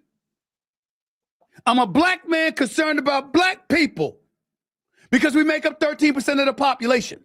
So if we made up 57% of the population, like the white community does, deaths don't affect us numbers-wise the way that it affects the black community. Since the Hispanic community is the dominant minority in this country, it doesn't affect them numbers-wise compared to the way that it affects us. We keep allowing this stuff to go on in the streets of Chicago or St. Louis or anywhere else where it's prevalent. We're going to be a damn endangered species. Yes. Got nothing to say? And that's the point I've made when all of these per capita pro-black niggas talk this bullshit. This is why it makes me angry. Because it's one thing when you want to say a percentage and you talk about, if I tell you, hey, man, I need 30% of your dollar, that means I'm taking 30 cents of your dollar and you keeping 70 cents. When I tell you I need 50% of your dollar, that means I'm keeping 50% and you keeping 50 cents. When we talking about $1,000, $300 make a difference, don't it? When we talk about $10,000, $10,000 make a difference, don't it? Because now I'm only keeping $3,000. When we talking $100,000, I'm only taking $30,000. You see how that works? When we talking $1 million, I'm only taking 300,000. The point is, it's quicker for me. It's easier for me to part ways with $300,000 out of $1 million than it is with 70 cents out of $1. Because me giving you 70 cents of my dollar, nigga, that means I might not be able to buy me nothing to eat.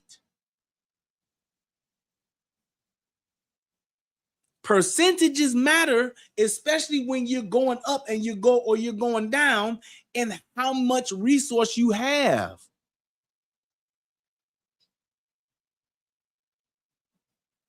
If I got $10 million and somebody takes $3 million away from me, that's a lot of fucking money, and I get it. But I still got $7 million left.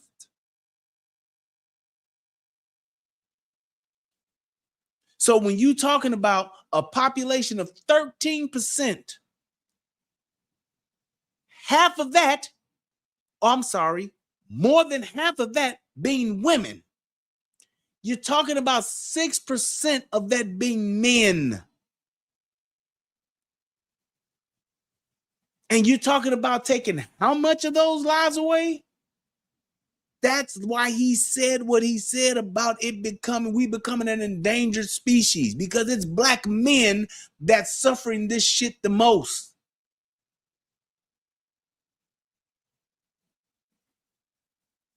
That's why what he's saying should be resonating with black men, if nobody else.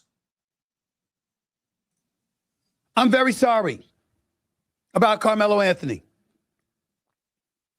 I don't like the fact that he got 35 years. I really, really don't. Not when I think about Case and Allison. Not when I think about Kyle Rittenhouse. Remember him, August 2020? During unrest in Kenosha, Wisconsin. He's 17 years old at the time. He shot and killed 2 people and wounded a third while claiming self-defense.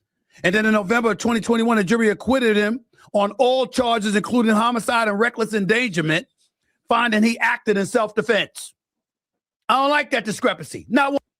Well, let me correct you on that, Stephen A., because I was with you till you got to that point. But let me explain to y'all why Kyle Rittenhouse got off and should have got off. Number one, he was well within his right to be in Wisconsin. Number two, he was well within his right to be carrying an AR-15. Even though if it was his, wasn't his grandmama's, his granddaddy's, his best friends, or whoever.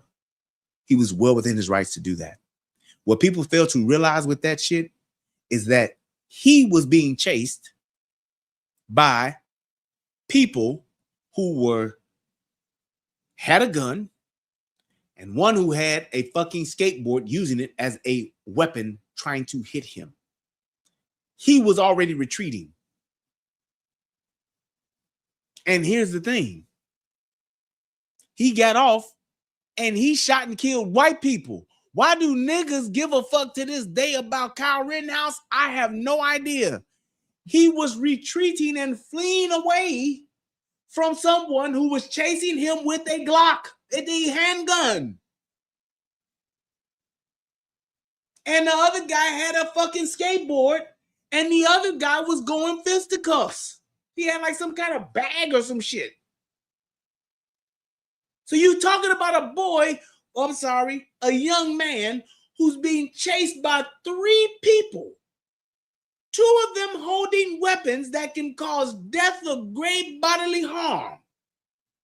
And the fact that he literally defended himself while trying to run away from them, how does that even compare?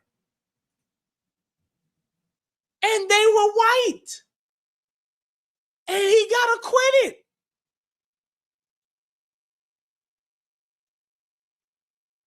What the fuck is wrong with niggas? I don't understand this. You're literally bringing up, because this is what the problem is with this. You're bringing up Kyle Rittenhouse strictly because of the fact that he's young and white. The circumstances of his shooting, the circumstances of him actually shooting somebody, you're bringing that up because he's young and white versus someone who is young and black who actually murdered somebody with a knife by stabbing them in the heart because he was asked to leave a tent that was not his and that he did not have a right to be in. Over 15 times was asked to leave and he wouldn't.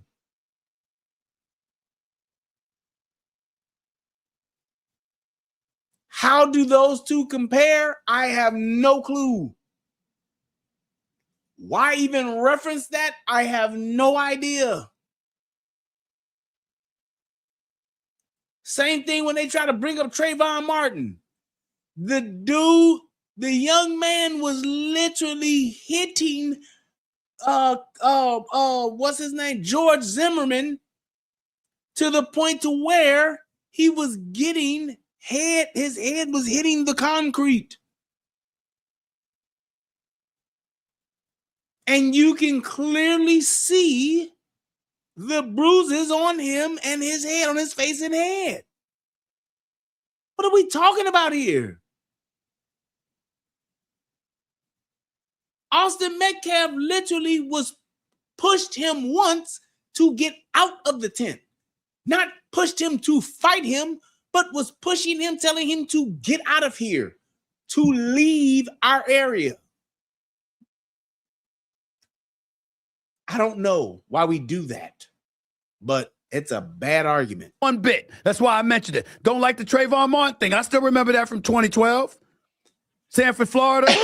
Neighborhood watch volunteer George Zimmerman fatally shot. Trayvon Martin, he was 17 years old, who was unarmed and walking home. After a confrontation, Zimmerman claimed self-defense, got acquitted of second-degree murder and manslaughter. You think I forgot that? I did not. I'm still sitting here saying to you right now, Carmelo Anthony is different than that. He had a knife that he brought to a track meet. Life wasn't in danger. Yep. And he said, put your hands on me and see what happens. Yep. A shove ended up into a killing. Yep. Which is why you see the polarization that you're witnessing. Because on one hand, you have somebody like a Dr. Umar Johnson, who, by the way, is highly intelligent, by the way, Officer Tatum. I'm not going to call him names and disrespect the man like that. Please. I just... Fucking Umar Johnson, whether intelligent or not intelligent, he's a fucking liar. He makes shit up consistently and is a fucking... He's just a fucking liar. This man got a school that ain't nobody enrolled in, that everybody done gave over $500,000 to, and he still ain't got a fucking student in a classroom.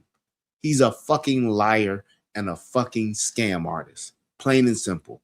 If he's smart enough to pull that off, yeah, I guess so. I guess he's not stupid. But the shit that he says, he is notorious for lying. That's all the fuck he does.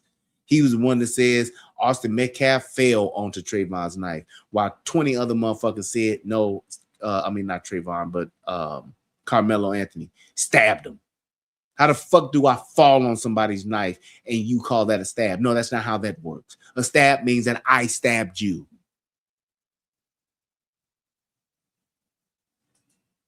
Meanwhile, this motherfucker talking about Umar, who's just lying his ass off and making shit up because he's talking about black boys forever, snow bunnies never, all that bullshit he's talking. Meanwhile, this nigga ain't married one black woman, black queen, but he's known to be laying around and sleeping around with the conscious stripper. But he's talking about black queens forever, snow bunnies never. Right.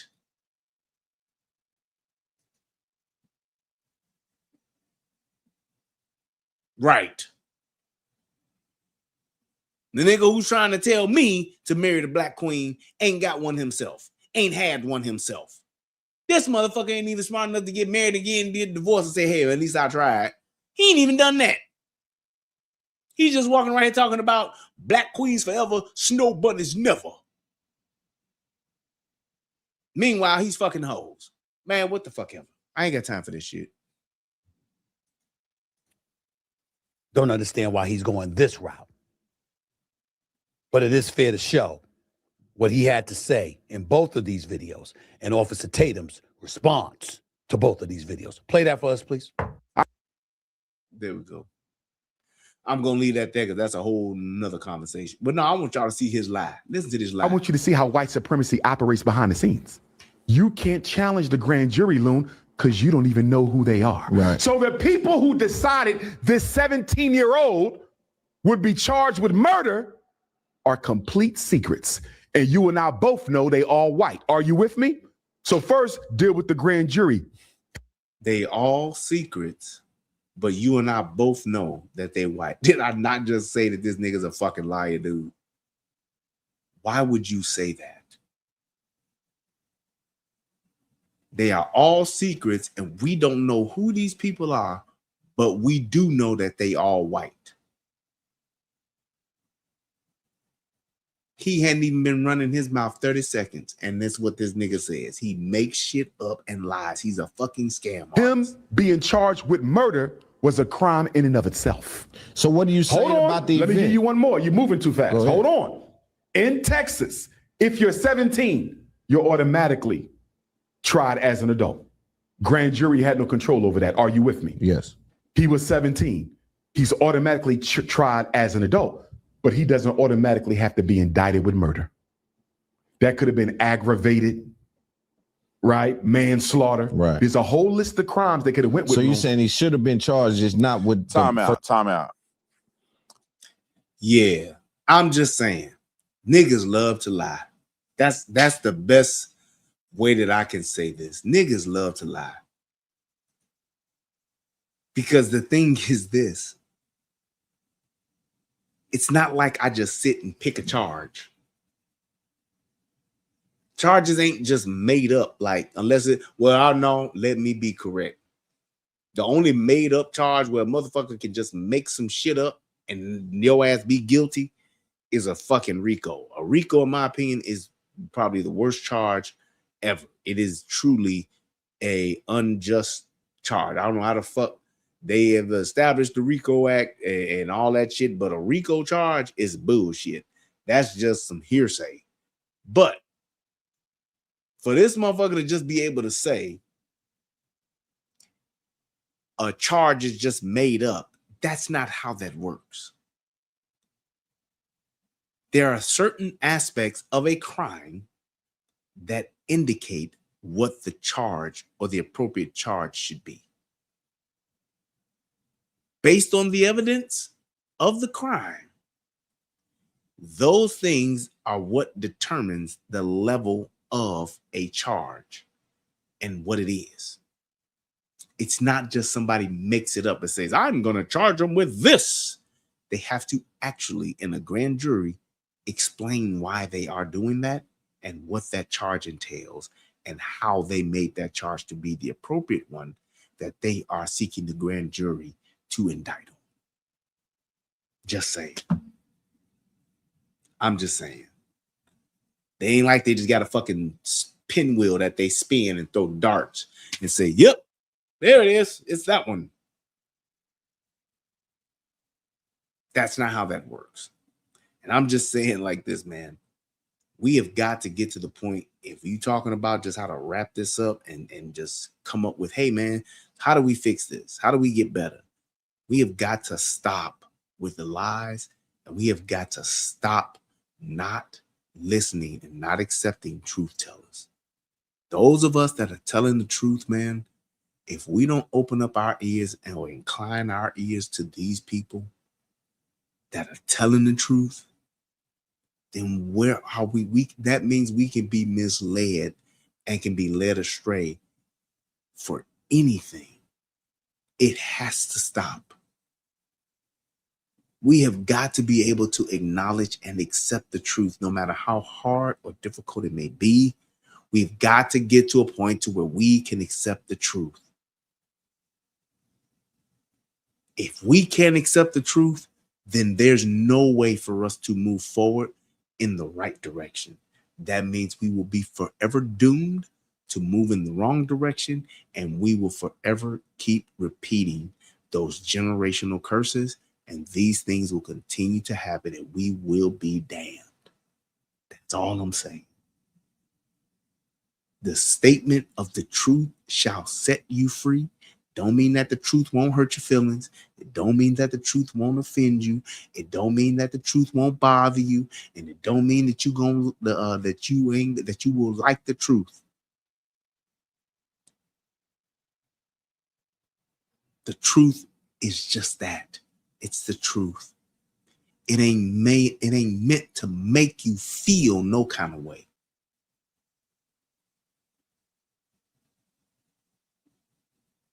It's just not. Truth should lead you to action, one way or the other. One of my great men in my life that I respect said that the offend me to good works.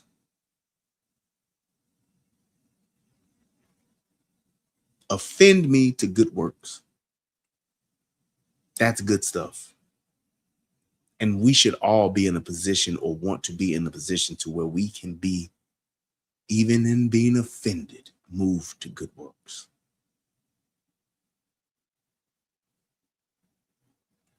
Offend me to good works.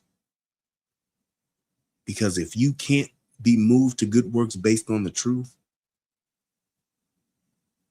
then that in itself is a problem for not just you, but for us all.